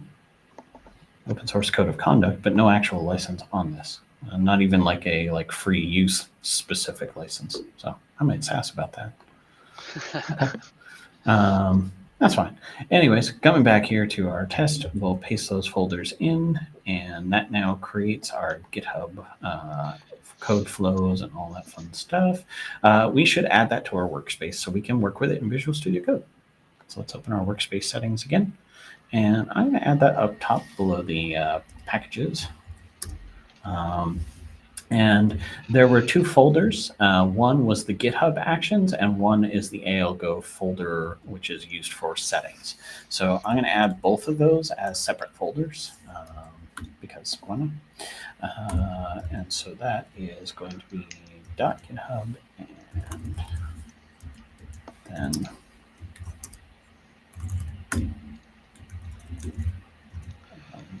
-go, and then just have a dot on the beginning. Whoop. There we go. And now we can see all of this stuff exists. So, okay. So we'll look through those in a moment. We're just going to commit those exactly as is, adding ALGO -app source template files. Before we make any changes to that. So that way we've got some commit history around, well, where do we start? Well, we started here. And that way we can undo if we set something terribly wrong. So let's look first at what the settings are for the ALGO folder. Here we've got what country do we want to use for building? Okay. For the moment, I'll leave it as US only. This potentially could be a really lengthy list, but then we'd have a lot of builds to do every time we build something. Mostly, I'm interested in building this for the ability to sign. None of the licensing app has any localization specific stuff for different countries. The rule that I would encourage most partners to do is, generally speaking, you're not adding a standalone piece of functionality like this. You're usually much more integrated to Business Central. So I would encourage this country list to be the actual list of, all the different countries you're operating in. But we can see we are also supposed to have a mandatory affix. And then it's asking us for app folders and test folders. So we're going to come back to that in a moment. And let's look also, okay, so in our GitHub folder, just looking through all the settings, the ALGO settings here let us know that we use the ALGO source as our template URL. That's fine. This is a copy of the release notes from ALGO. What's our test current strategy? If we use that workflow, it's going to be used latest. For next major, next minor, those are pre-filled in for us. We don't need to do anything around that. Okay, I think that's all right for now. Let's just commit this as is and synchronize it up and see what happens. Set the affix. That's all. And what I'm expecting and hoping to see is that in our actions here, we should now have, nice, we do. We have all of the ALGO actions that are available, all the different workflows. And on top of that, because the default configuration is anytime main gets a commit push to it, it should run the CI/CD pipeline. So a job is now in progress. Nice. That's pretty good. We'll take a look at what that's doing in just a moment. If we come over to code, I'm curious. Okay. No major differences there. Just I wasn't sure if it was going to say we use that as a template or not, because sometimes it will say you used it as a template. It did not in our case. That's fine. So if we go look at the actions on this and we click on what you doing, CI/CD. And you'll note we didn't configure any of this. This is just out of the box. We get an initialization job and then some steps that are triggered off of initialization. So let's look at what it's doing. The initialization process is reading settings. It's figuring out what projects to build, if it needs to read any secrets from secret vaults and all that stuff. And then it's going to do any checking for updates to the ALGO system files, which that's just chugging along right now. And if we look at the build default step, it's going to set up the job, read all the settings. Now it's in the spinning up process using BC Container Helper and going, what should we be building against? Well, the app has a dependency against 23. But I believe CI/CD will pull latest, regardless. I think so. Yeah. So we should see in a moment that it'll pull from the US latest to build a Docker container for that. Now, one of the things I'm a little unsure of, so this is letting us know what the usage is for runtime and how long that's taking. I got asked the question for the last folks I set up GitHub ALGO for of where is this running? Like we just installed these YAML files and now it's doing stuff somewhere. Well, the answer is it's actually running all this stuff on GitHub's servers right now. It is spun up a set of Windows machines. It's spun up a Windows VM to operate all these individual actions. There is a bunch of pre-built-in free runtime with GitHub Actions that you don't pay for. I want to say it's about 2,000 minutes of runtime per month. Okay. If you're going to have lots of GitHub Actions firing all the time, or you don't want your source code downloading to GitHub's servers, which is a really strange choice then to put your source code on a GitHub server. If you want to, you can set up runners on your own Docker server. So if we look in the settings for this repository under actions, you can choose to configure additional or different runners and self-host those.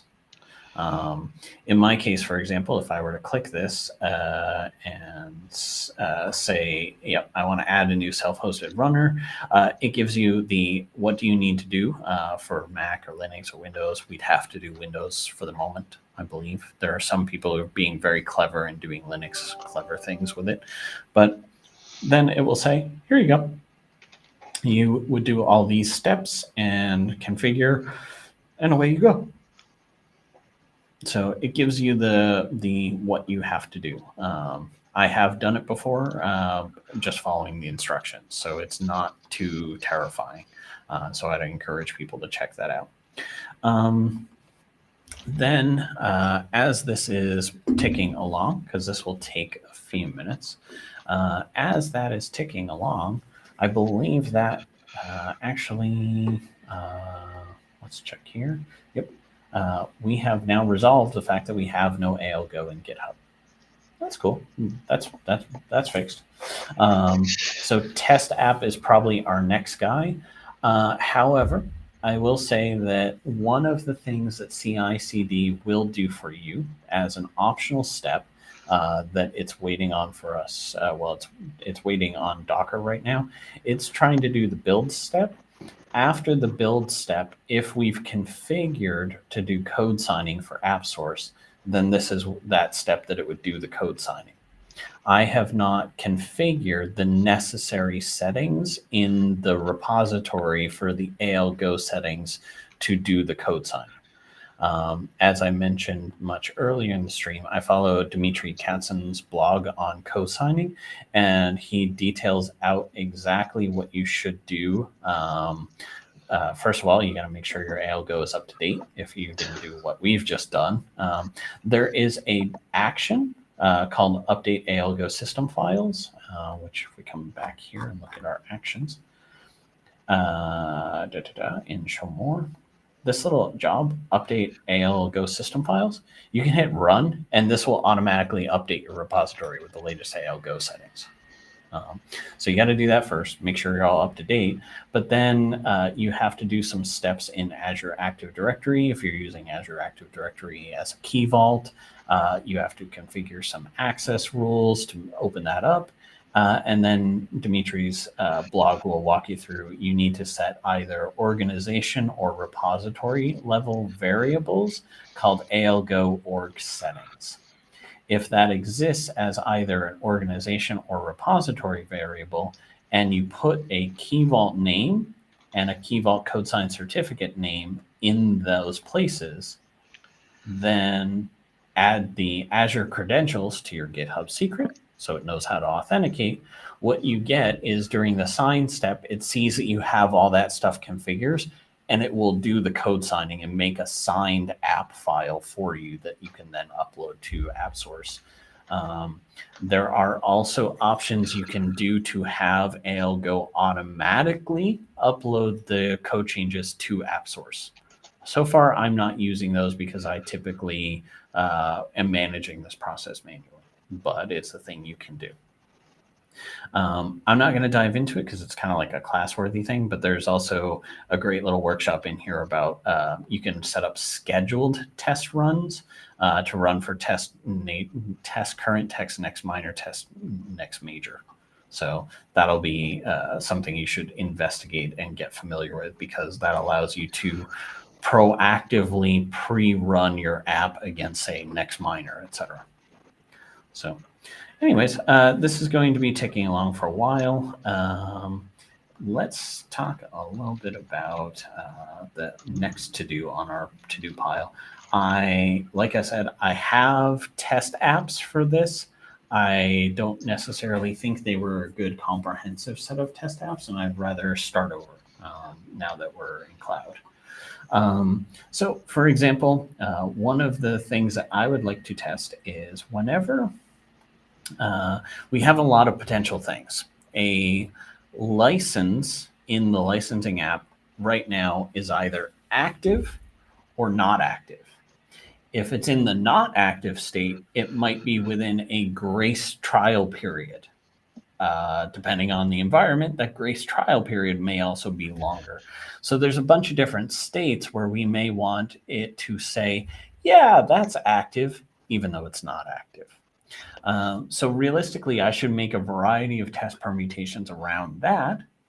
And then additionally, we have, let's see, coming into our interfaces and all that fun thing, we have the check active method. Let's drop into here.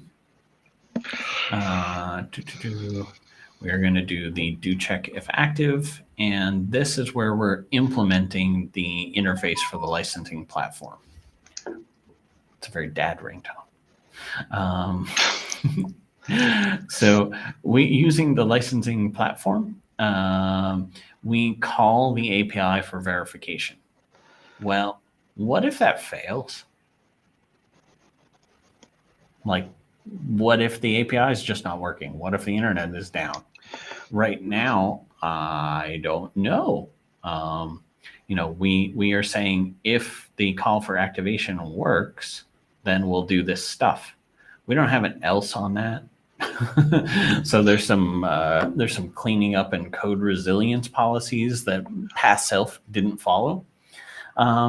But one of the things I want to do here is I've got in the base functionality here, I've got the Gumroad communicator and the Lemon Squeezy communicator. These both do the job of doing that call for API for verification to their respective ecosystems.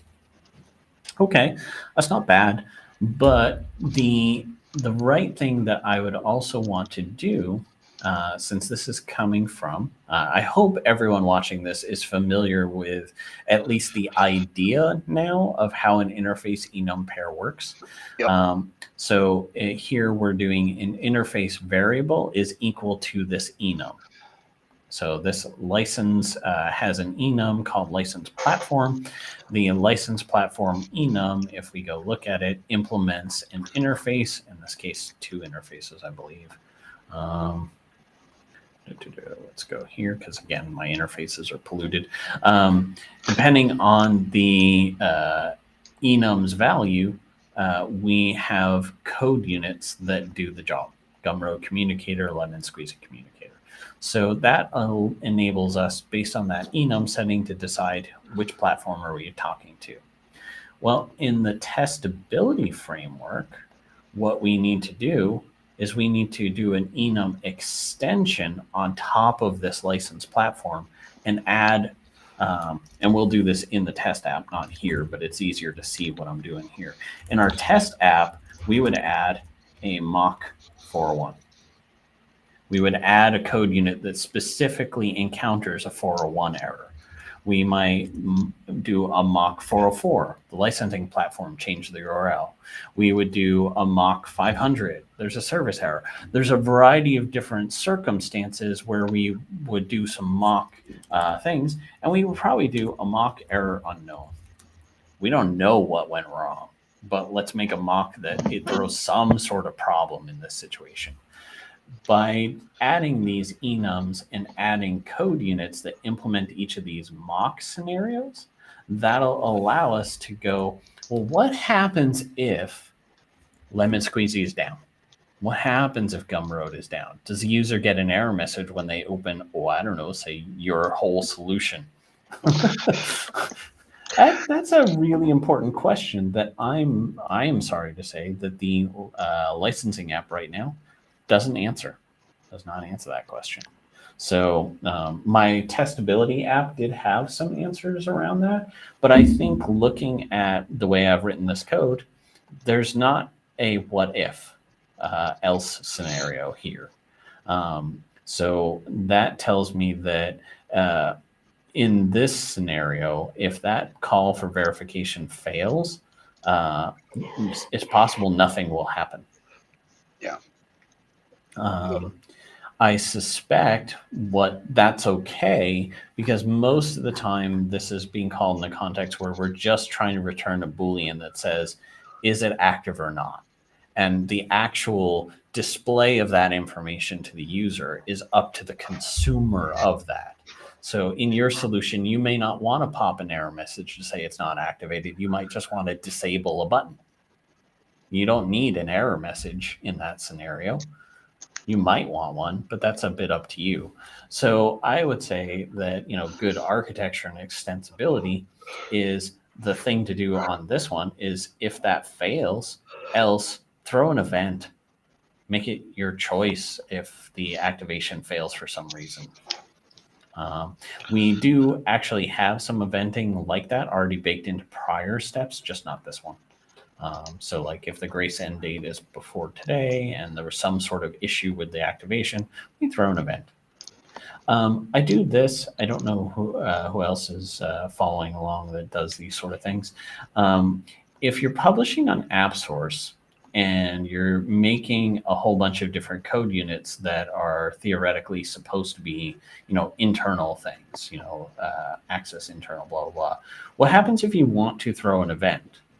One of the behaviors that I have learned to do is these days, I build most of my solutions for AppSource has an event single code unit that is primarily the event the place you're supposed to subscribe to.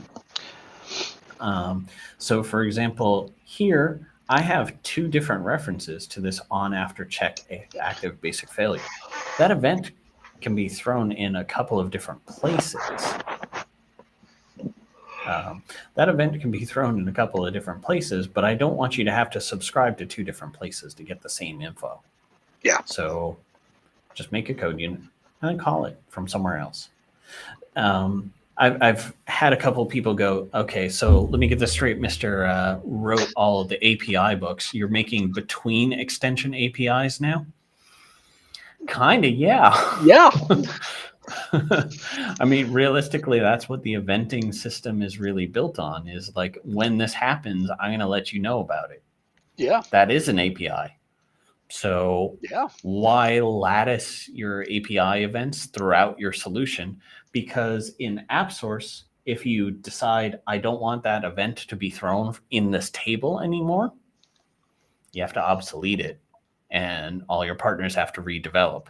But if you make like a event interface style object like this, you can move the underlying logic to anywhere you want. Your partners are unaffected, or your future self is unaffected, which is also sometimes more important, right? Yeah. Okay. So we've got some testability stuff that we need to figure out. There's some different pieces that need to be analyzed.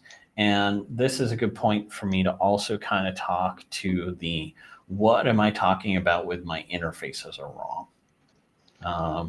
So when I initially created the very first version of the licensing app, let's go back in history on the interfaces. If we dig into our extensibility and we look at the if we go back and we look into the history of this, I was like, oh, okay, I'm going to do a whole bunch of refactoring to this interface. Yeah. And then I published that to AppSource and it went, no, you're not. Right. Okay. The reality is that an interface object is a contract. Once again, it's an API style thing. It's the rules of how you're going to make this signature. AppSource won't let you change interfaces you've published. You need to obsolete them. Mm-hmm. So I ran into an issue where I was like, okay, well, maybe then I'll obsolete my old interface that doesn't work and move everything over to iLicense Communicator instead. Well, I've already got a lot of function calls on this. This is a very polluted interface.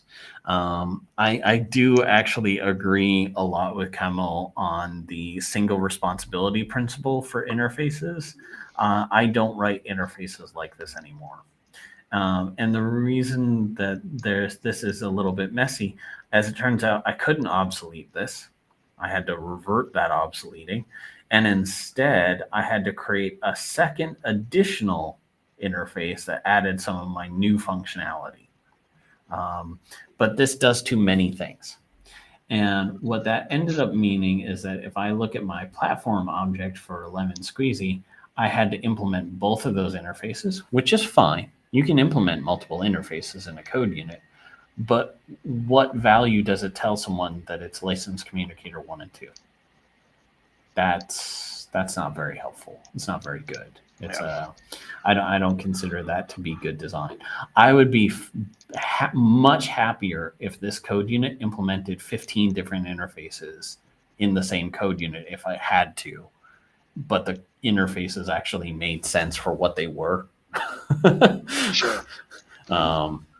Because now I want to do usage-based billing. Well, guess what? None of my existing contracts support usage-based billing. Okay, so in order to move forward with some of the platform communication systems and things to push this info to Lemon Squeezy, because Gumroad doesn't have usage-based billing, to push this information to Lemon Squeezy, I'm going to implement a new interface for all the usage-based stuff.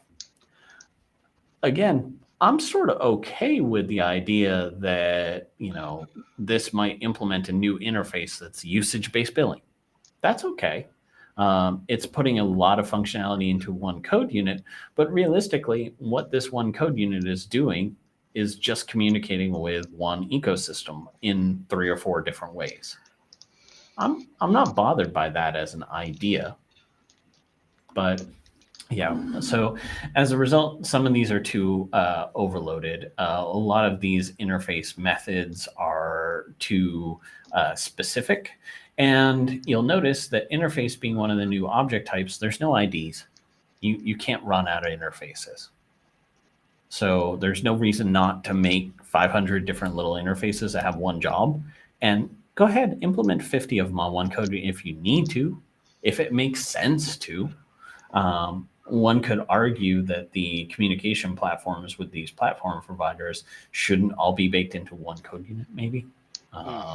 Maybe. In a pure extensibility sort of thinking, I would actually not have these platform objects baked into this at all. And these would be separate extensions that inject themselves into the licensing app. Yeah, that makes more sense. That would actually be the way that in modern architecture I would do that, but it would mean that the licensing app out of the box just by itself did nothing. And you'd have to educate users around, I need you to install my app, and your app would have to have a dependency on not only my licensing app, but you'd also have to have a dependency on your app provider, the licensing provider of your choice, Gumroad, Lemon Squeezy, whatever have you.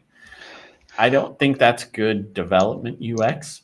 Wasn't there when you download something from App Source, and correct, I'm probably wrong with this, but I have something ringing in the back of my brain. If you go ahead and say, hey, wait a minute, I'm going to download the Lemon Squeezy app, can't you have it go ahead and download the dependencies too? Yes, it would absolutely do that. So the way that I would have to do that is if we pop over to App Source, sure, I can type the name of my own company. If we pop over to the App Source environment, oh, good. I don't have that set up correctly. Are you kidding? Now I feel a little bit foolish. Or did I click on the wrong thing?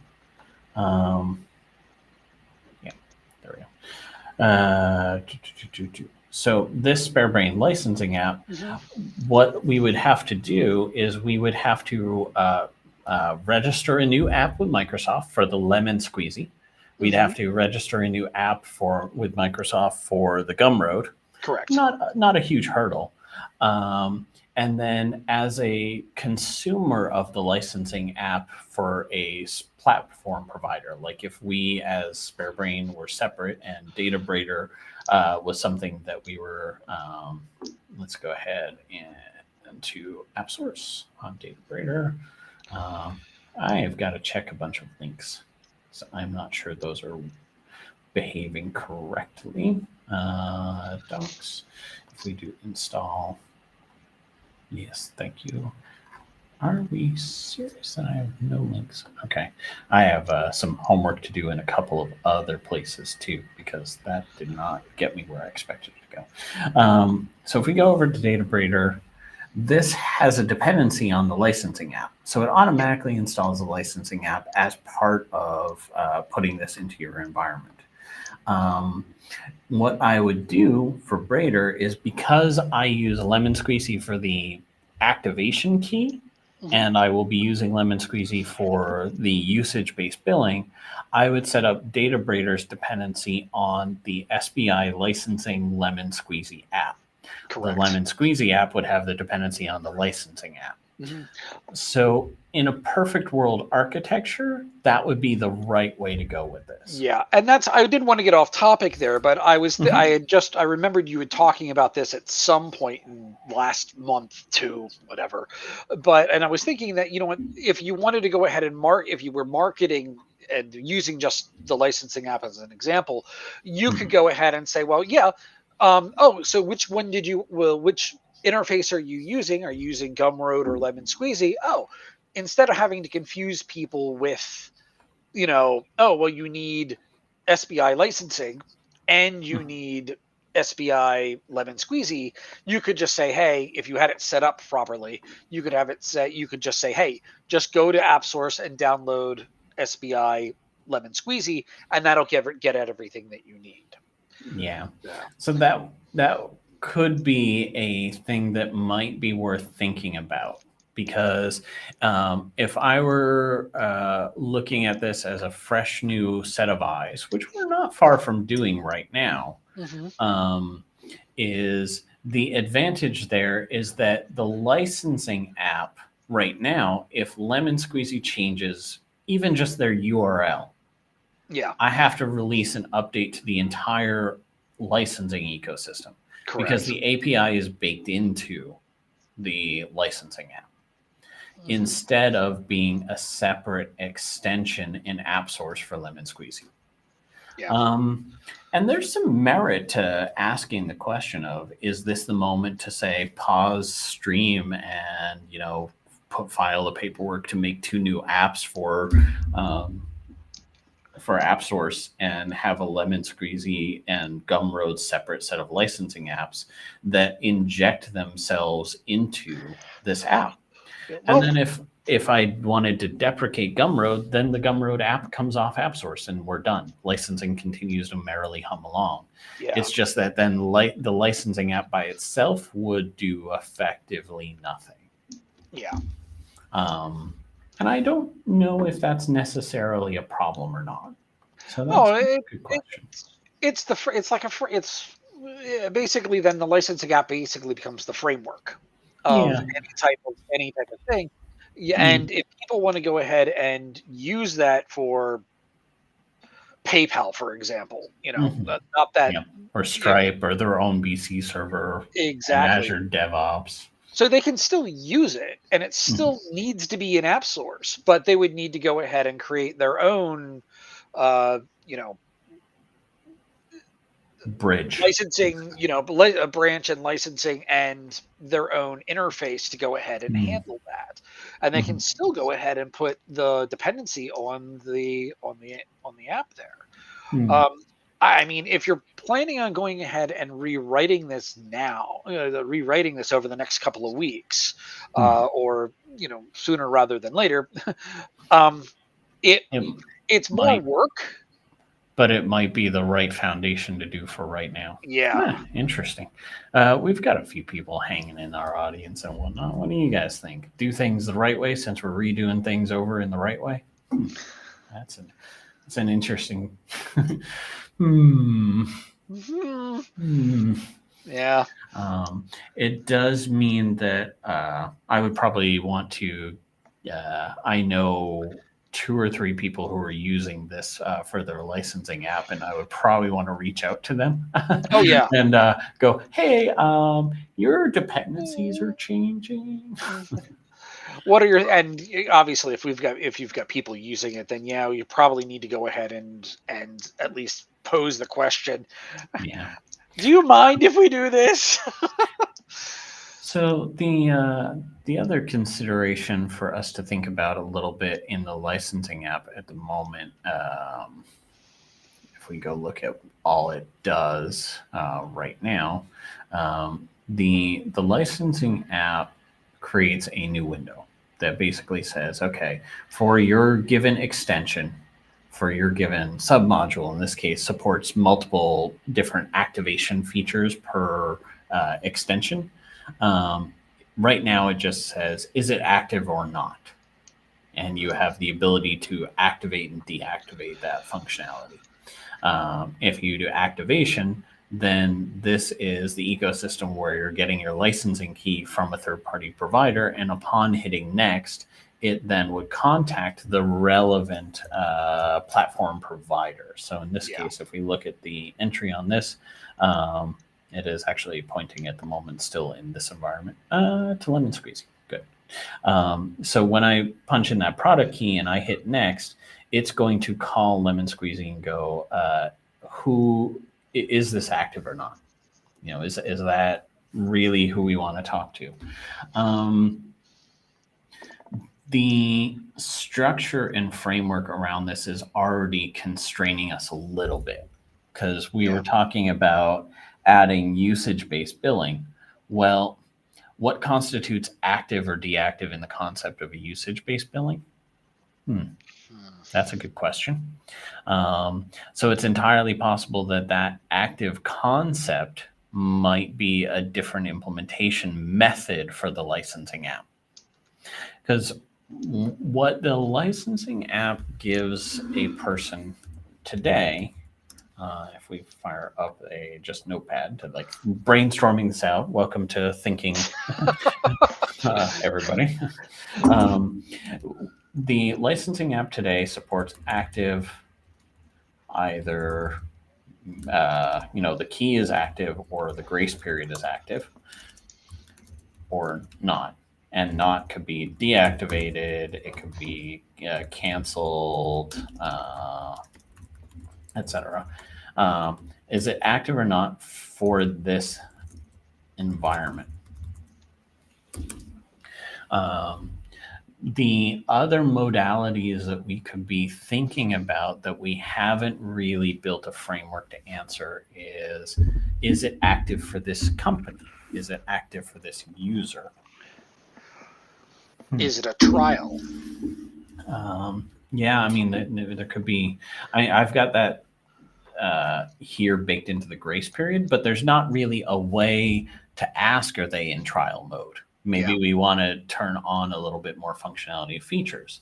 So what we end up with is we start to think about it from the perspective of, we're actually in active, we're in grace, we're in trial mode, where they grace and trial, you could argue they're kind of the same idea. But with grace, you could say, hey, you know what? We're giving you an extra 10 days of something because there was a bug, versus a trial period, which is you have 30 days and that's it. So there could be an argument to be made for the way I coded grace is that it is the trial mode. Okay. So we can say active or trial. We can say deactivated, never activated, canceled, blocked. Arguably, I was going to say banned, but okay. Yeah. Some sort of hard stop from external to the system. And then we have the question of, is it environment level? Well, it'd be database level, because we don't really have cross environment level. So in that case, let's rephrase that as database level, company level, and I could see an interesting case being made for the user level. Yeah. Is this active for this user or not? So those are all of the kind of combinations that result in the question of, should this function work or not? And you can, based off of these combinations of those different settings, answer that question.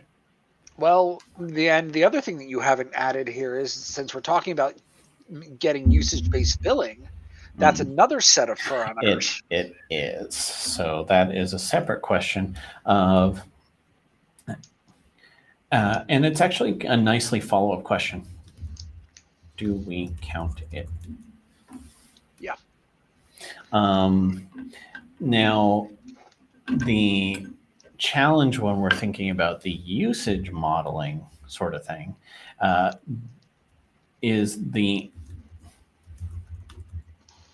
this only applies if it's metered consumption. Yeah. But the other usage-based billing that we could be thinking about, if we're dealing with what do we define as usage, from Lemon Squeezy's perspective, usage is whatever we as developers send to them. It could be, it can be any quantity that is all, I think it's a whole number. It might support decimals down to a reasonable amount. I'm not sure. But what are the usage units and the time period in which you want to classify those usage units? So it can get pretty elaborate if you really want to get exciting with your Lemon Squeezy dashboard. Let me see. Hang on.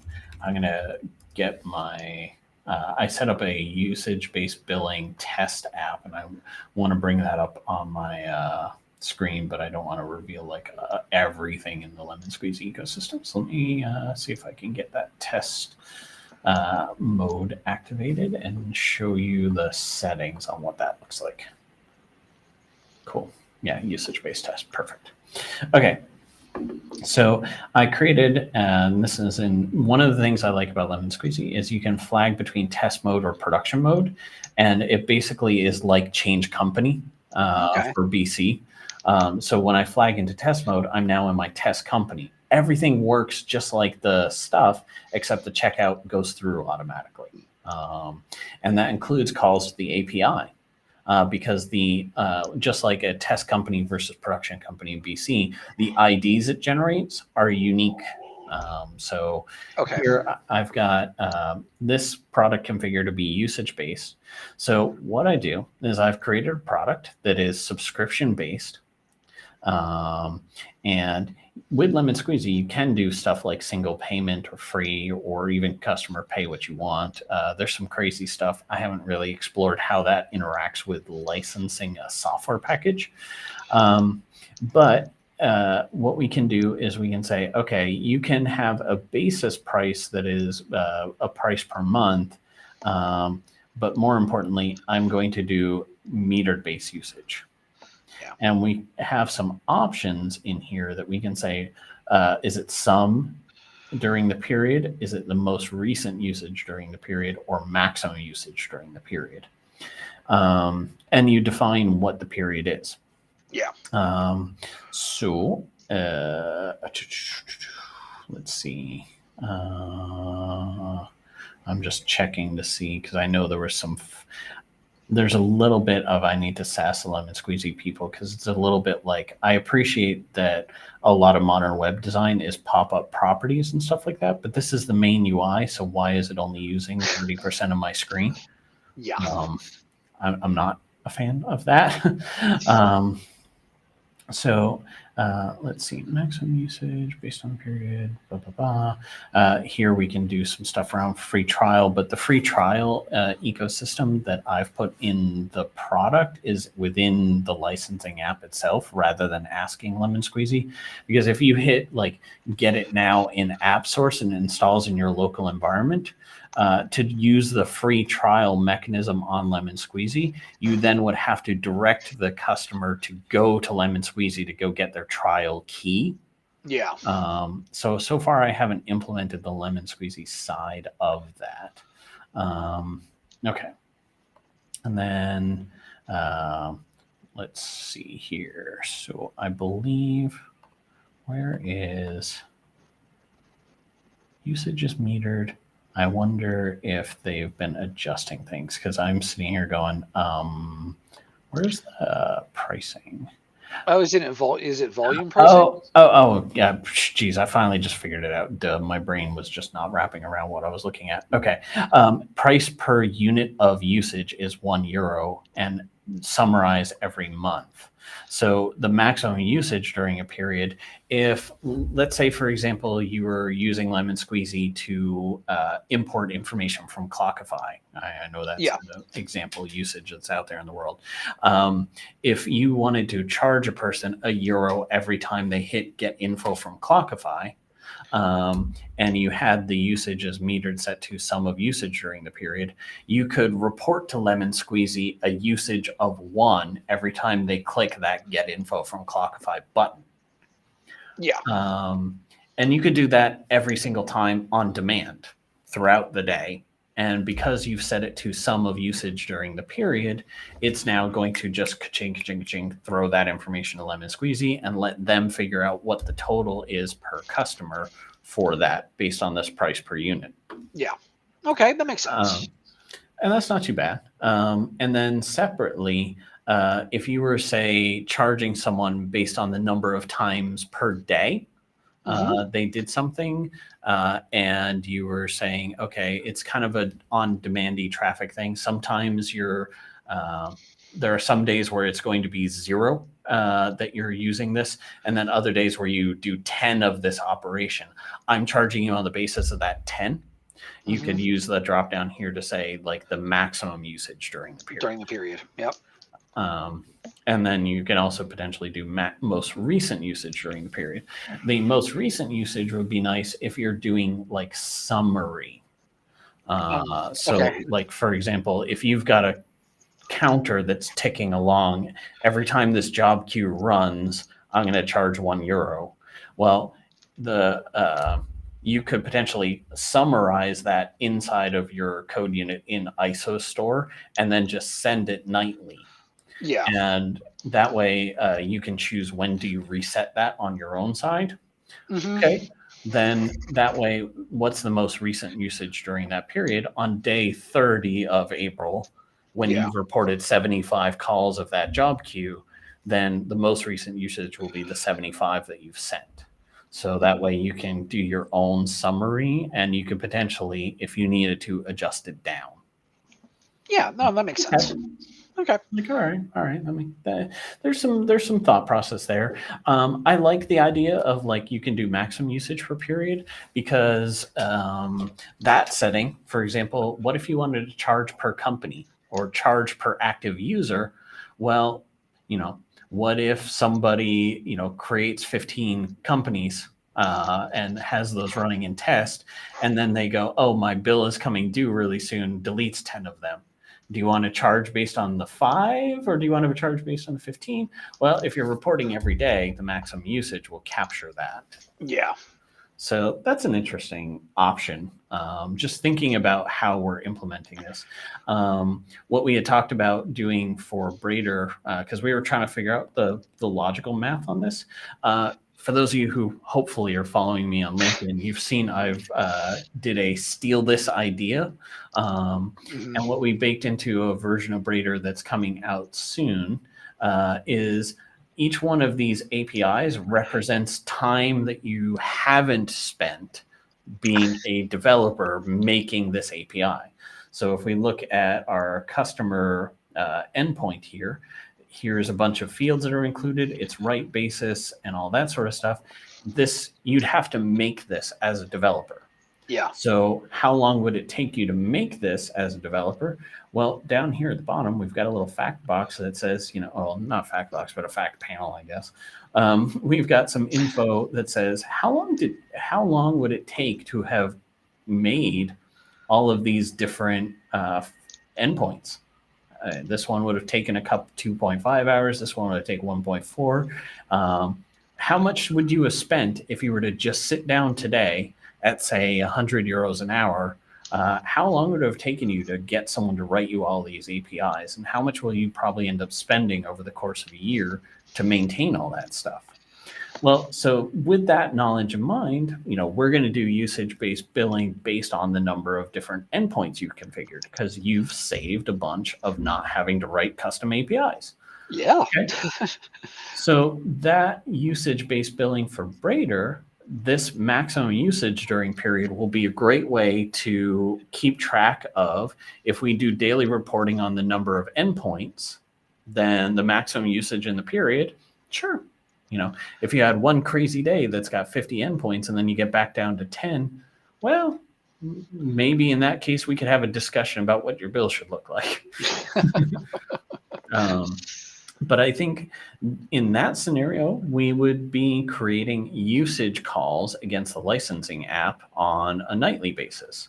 So when we start talking about usage-based billing, we've got more elaborate functions and things to think about. What is a usage? When do we report it? What is a usage? That's going to be very, very dependent on the developer in combination with their business to decide when do we call a tick up by one. Yeah, absolutely. And when do we report it? The options could be, for example, the most logical thing to me is either immediate or daily. And if you need something to be monthly, well, there's lemon squeezy settings for that instead. Mm-hmm. So yeah, that's taken care of kind of by the platform. One could argue, yeah, it's taken care of by this platform, but maybe it's not taken care of by Stripe. So, and that's one of the big things that is a proponent of, or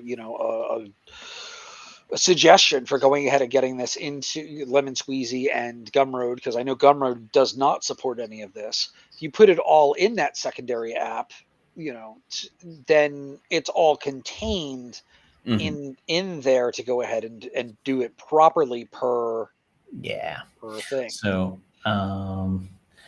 So I think from a usage-based perspective, that's going to be so dependent on the developer deciding, is it a transaction?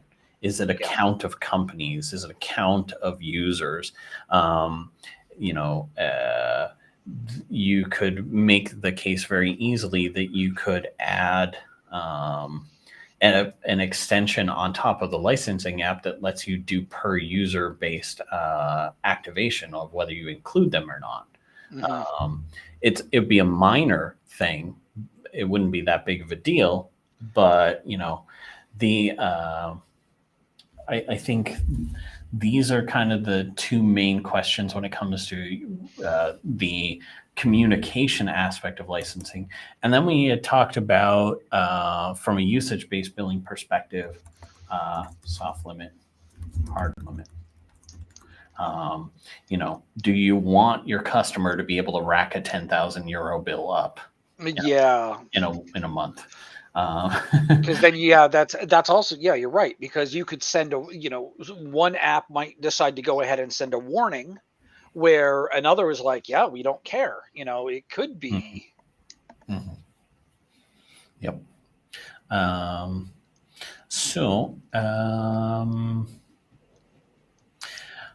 I think you might be right that the thing to do at this stage is to try to take some of this brainstorming set of notes and go, what needs to still live in the licensing application versus move out to the platforms. Because these are two very different licensing modalities. In the case of usage-based billing, the only form of activation that we need to care about is, do we have the proper registration to register the usage somewhere? And the Lemon Squeezy ecosystem, their way of doing that happens to be when you do a purchase for a test, when you do a purchase for a product that is usage-based billing, you still get a product key, just like the activation engine. So like, for example, here's an expired one that I did on purpose. But this license key is tied to this test account. And that way, when we report usage, we know who to bill. Yeah, exactly. So in the usage-based billing, we still have to ask the question up front, is it configured for reporting and thus active? and that implies a deactivated as a secondary option, which means that these are pretty compatible, because we just maybe need to include some options to say, for a given application, is the usage-based billing activated for this user or not? Like, picking on a customer that has like 10 users in it, and you want to do usage-based billing for your environment and all that sort of thing, and you've got those 10 users. Maybe it's only active for one person, but it is still usage-based billing for that one person. Yeah. If that makes sense. Yeah, it does. So let's see. Okay. Okay. Then I think it still makes sense to have the framework for all this stuff in the licensing app, but we then need to have implementations for the different platforms. In the case of Gumroad, we would implement the interfaces for the usage-based reporting, and we would respond with no. It is not activated for usage-based reporting. That's easy enough, simple, straightforward, done. Yeah.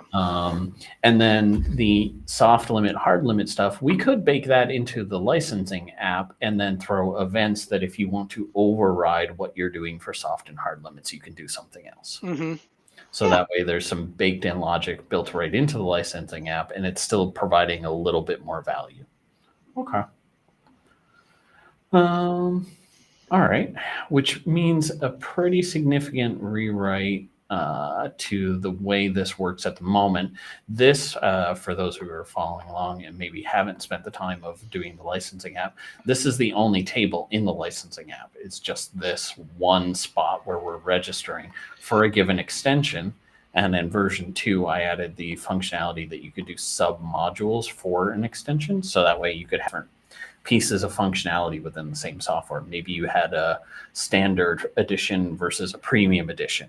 Yeah. You could have multiple different layers of that. Then what this tells me is that we're going to, right now, this has all of this billing-based information that was in here, but realistically, we're going to need appropriate enums for handling the different states rather than a flat Boolean. Yeah. And we're going to need to have configuration panels that drive whether or not we're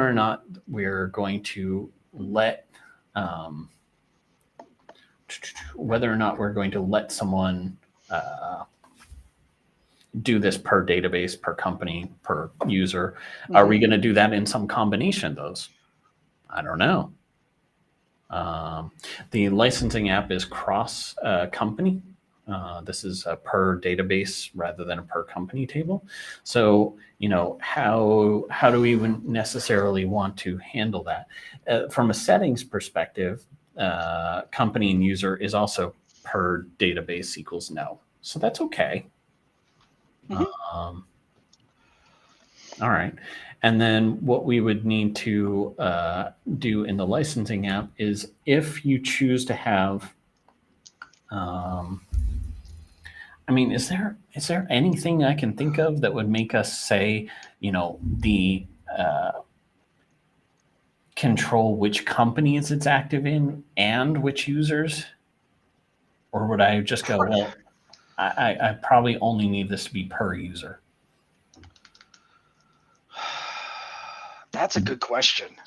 I'm not sure, because I could see a scenario for per company but not per user.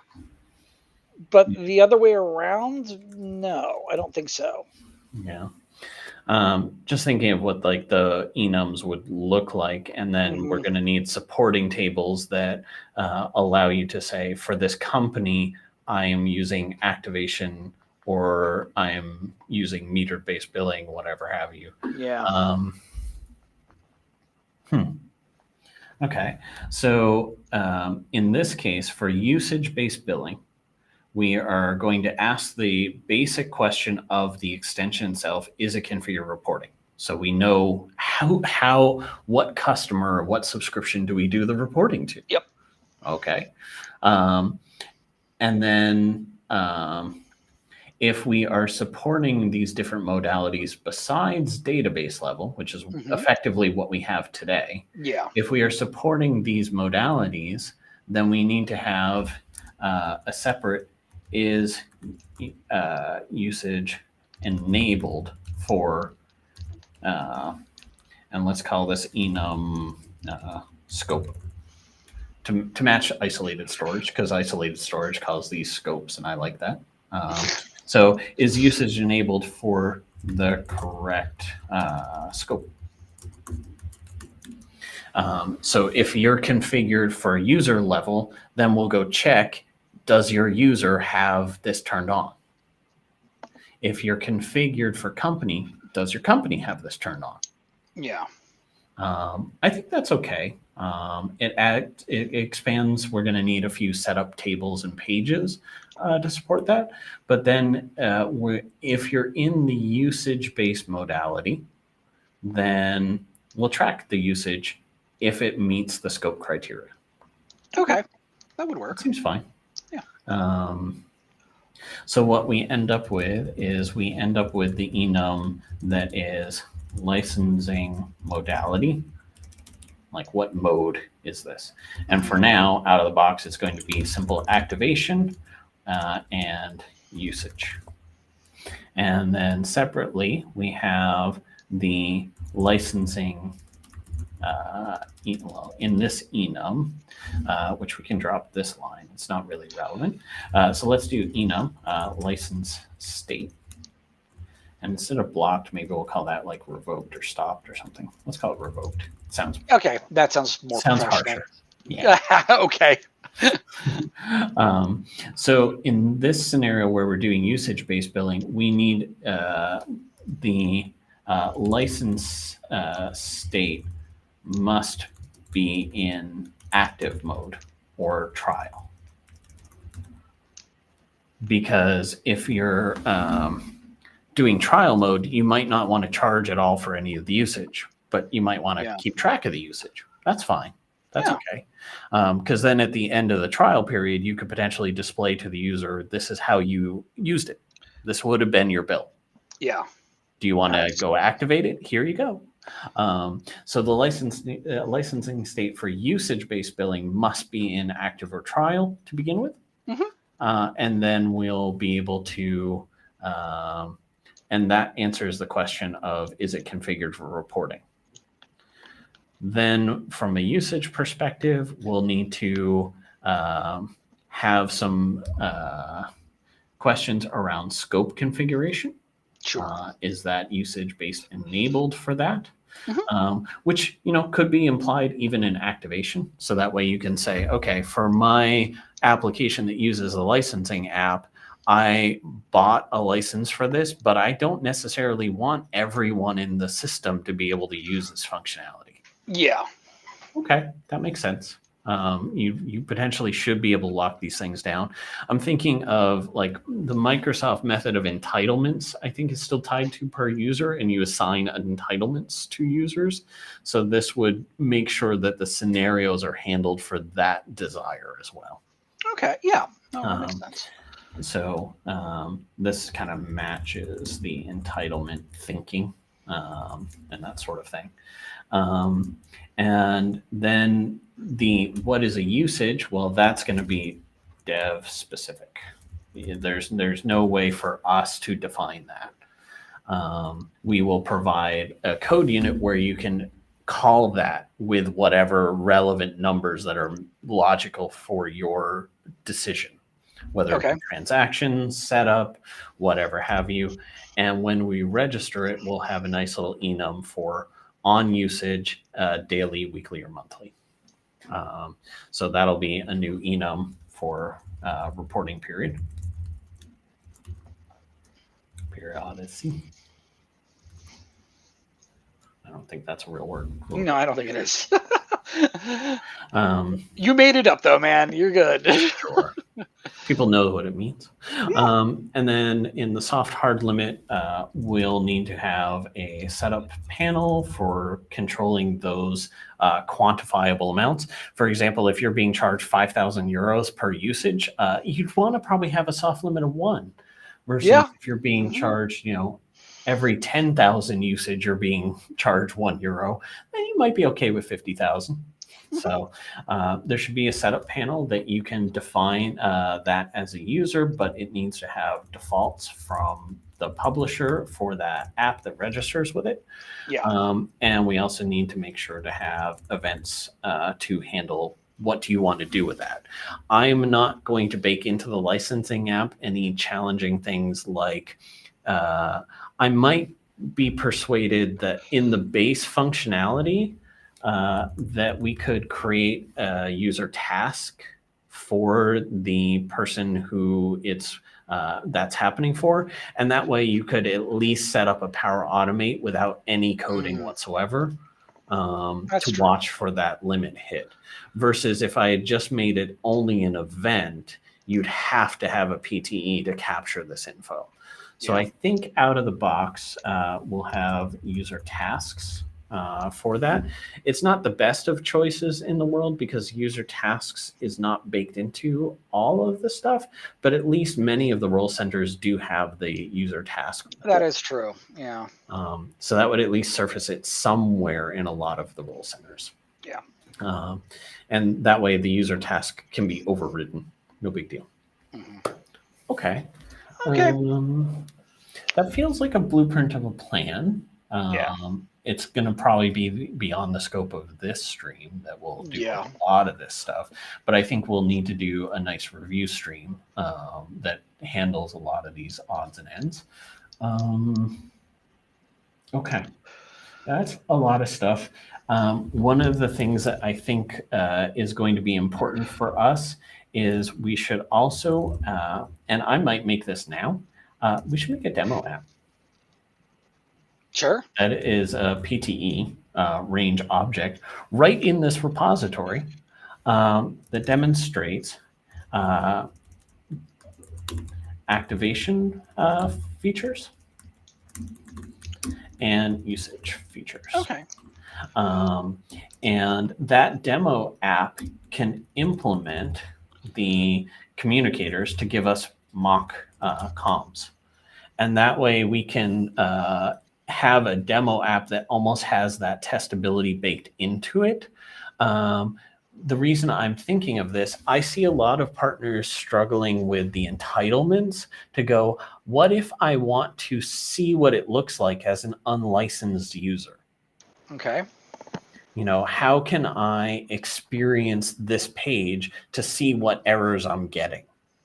Yeah. So in my head, I would want to have a demo app where we have a handful of different page experiences where it intentionally trips a feature that is not active. It intentionally features a page where you're using it as a trial mode user. Yeah. I think that'll be all right. Okay. Well, yeah, and that'll be pretty useful for people who are trying to implement this for their own apps. This will give a sense of what is it like to build an app against the functionality. How does that work? How does it look like? If I want to build a test to see what happens when someone tries to maybe call my API and it's not activated, well, what should it do? How do I have that respond? So I think building a demo app should also be inside of scope, and this will be something that we can copy from test app. Some of the ideas of those different mocks. What does it look like when I intentionally am unlicensed? I think that'll be a pretty useful thing. So implement mock comms to demo on multiple pages, the diff states. and display usage info examples. I think that'll be good, because that's I see a lot of people struggling with the entitlements, going, how can I see how it would work if I were, unlicensed? Well, you can't. A lot of BC Cloud stuff is, based around your user login, so you can't simulate things sometimes when the entitlements are tied to your user in an easy way.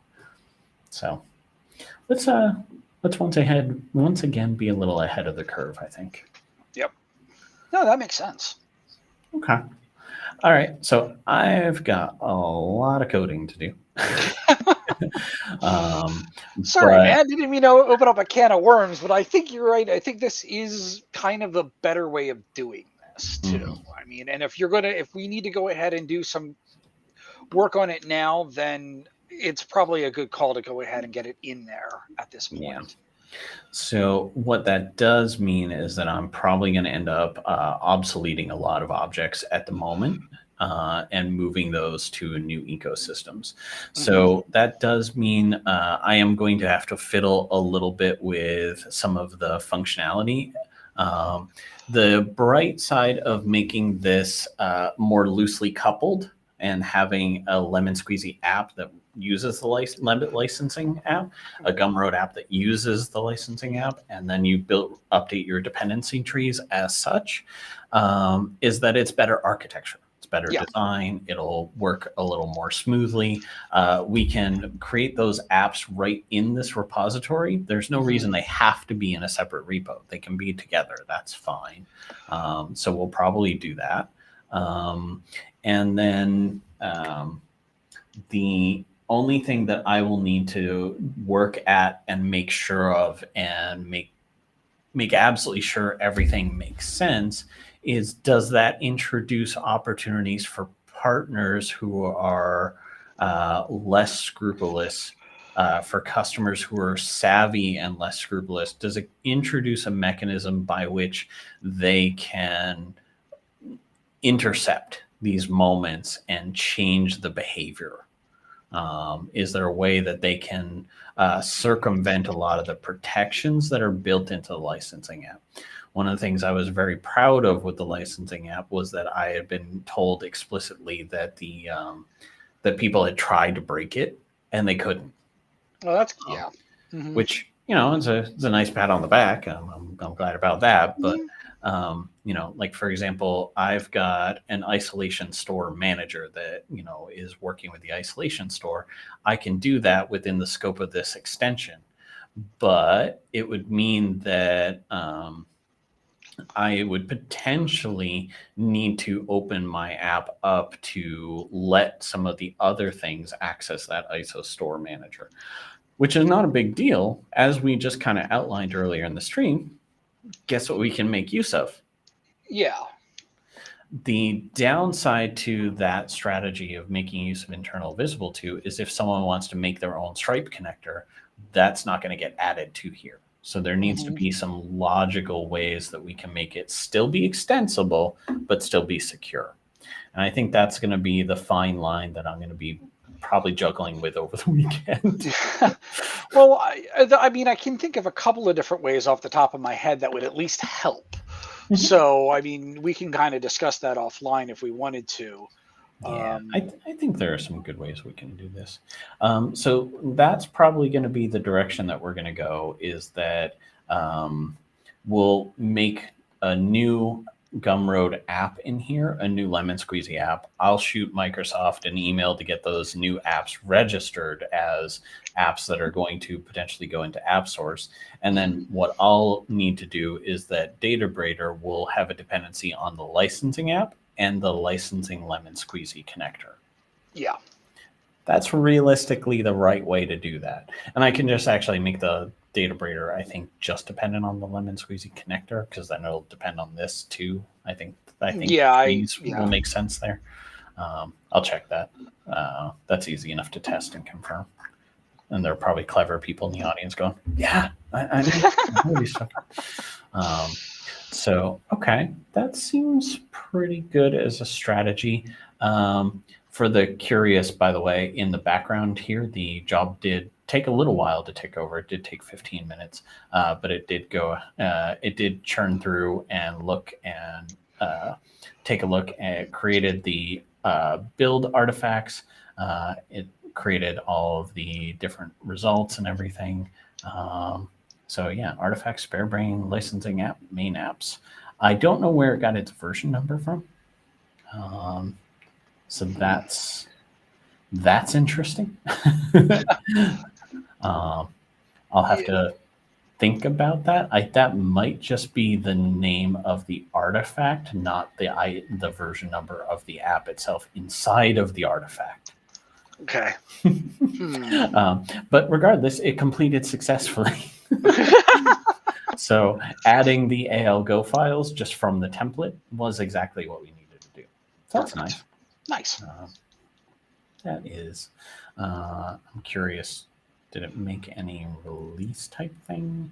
I'm a little bit fuzzy about how some of the release parts of ALGO work. No. All right. I'll figure out where it does all the steps of when it actually completes the action, like where it puts those artifacts. Because I don't, admittedly, no. There's an answer to that. I just don't know what it is off the top of my head. So I have a little homework to do. We can obviously download that artifact manually, but obviously there is a step that we can potentially push those to. We could potentially push those to environments and things like that, but I'm pretty sure we can also push the resulting zips to the release folder of the GitHub environment. And that way it's available in the recent releases under the code section. So that'll be good to do. I'm fine with not doing that for now, because that means that, people who are currently reliant on this version of the runtime are still going to keep working for a little bit longer. Yeah. Because right now there's a little bit of a challenge on that. Also, because development work is a big chunk of things, but it's not the only thing, I'm going to need to update this README because this is no longer accurate that it's an app source and that it's a clone. And I will, if we do all the rewrites that we were talking about, boy, are we going to have to rewrite this. Why do I feel like I just made more work for myself? I should have kept my mouth shut. Kidding. I'm very kidding, man. Yeah. So, all right. Well, yeah, that's a bunch of to-dos. It's a bunch of refactoring, and I'm a big believer in make it possible for everyone to understand what you're doing. So when I did the version 1.0 to 2.0 jump, I did absolutely do an upgrade guide for the breaking changes. So I will absolutely do that in this next version as well. You need to update the dependency. What do you now need to do to register your app? All those fun pieces. So I personally think this will be worthwhile because we're going to have a more resilient, extensible ecosystem. And we'll have the ability to do a lot of this meter-based handling. I think this is the right way to go, even though, it's a bit more work here. Yeah, okay. That's okay though. All right. Well, on the bright side, I was aiming in my head for about 3 hours as my ceiling, and we're a few minutes short of that. So I guess. Do you want to try to schedule another one of these maybe for next Friday if we have the time, or? It's highly probable. So for those who are watching along who want to see the results of all this planning, definitely follow on LinkedIn and Twitter or wherever you're subscribed. I see we have a mix of people from different platforms. I will do the same thing we did this week, which is it'll go on all of those. So I'll try to, depending on how much I'm coding on this over the weekend, we'll see if we're ready for a Friday launch with this. Since you guys are hanging out to the end of a 3-hour stream, another little secret tip to go along with the brain teaser earlier. Oh, wow. That was a dad pun waiting to happen. Along with the brain teaser earlier. Yeah. Oh, man. I think it's funnier because it was unintentional. Yeah. Along with that, we are at the moment busy wrapping up on second editions of both your first 20 hours and the API reference book. They're both in second edition production mode right now. Yeah. So for those of you who are kind of like, hey, are those ever going to be updated? Yeah. Yeah, as a matter of fact, I'm adding several chapters to your first 20 hours to make it cover a few more key pieces. And that's going to increase the amount of percent of coverage. Not that that's the goal, but it'll increase the percentage of coverage of the MB800 type stuff. Yeah. And next week, we're announcing a new series of classes that are going to be 1 to 2 hour workshops on very specific topics. Mark will take a few, I'll take a few, and they're going to cover lots of bits and bobs.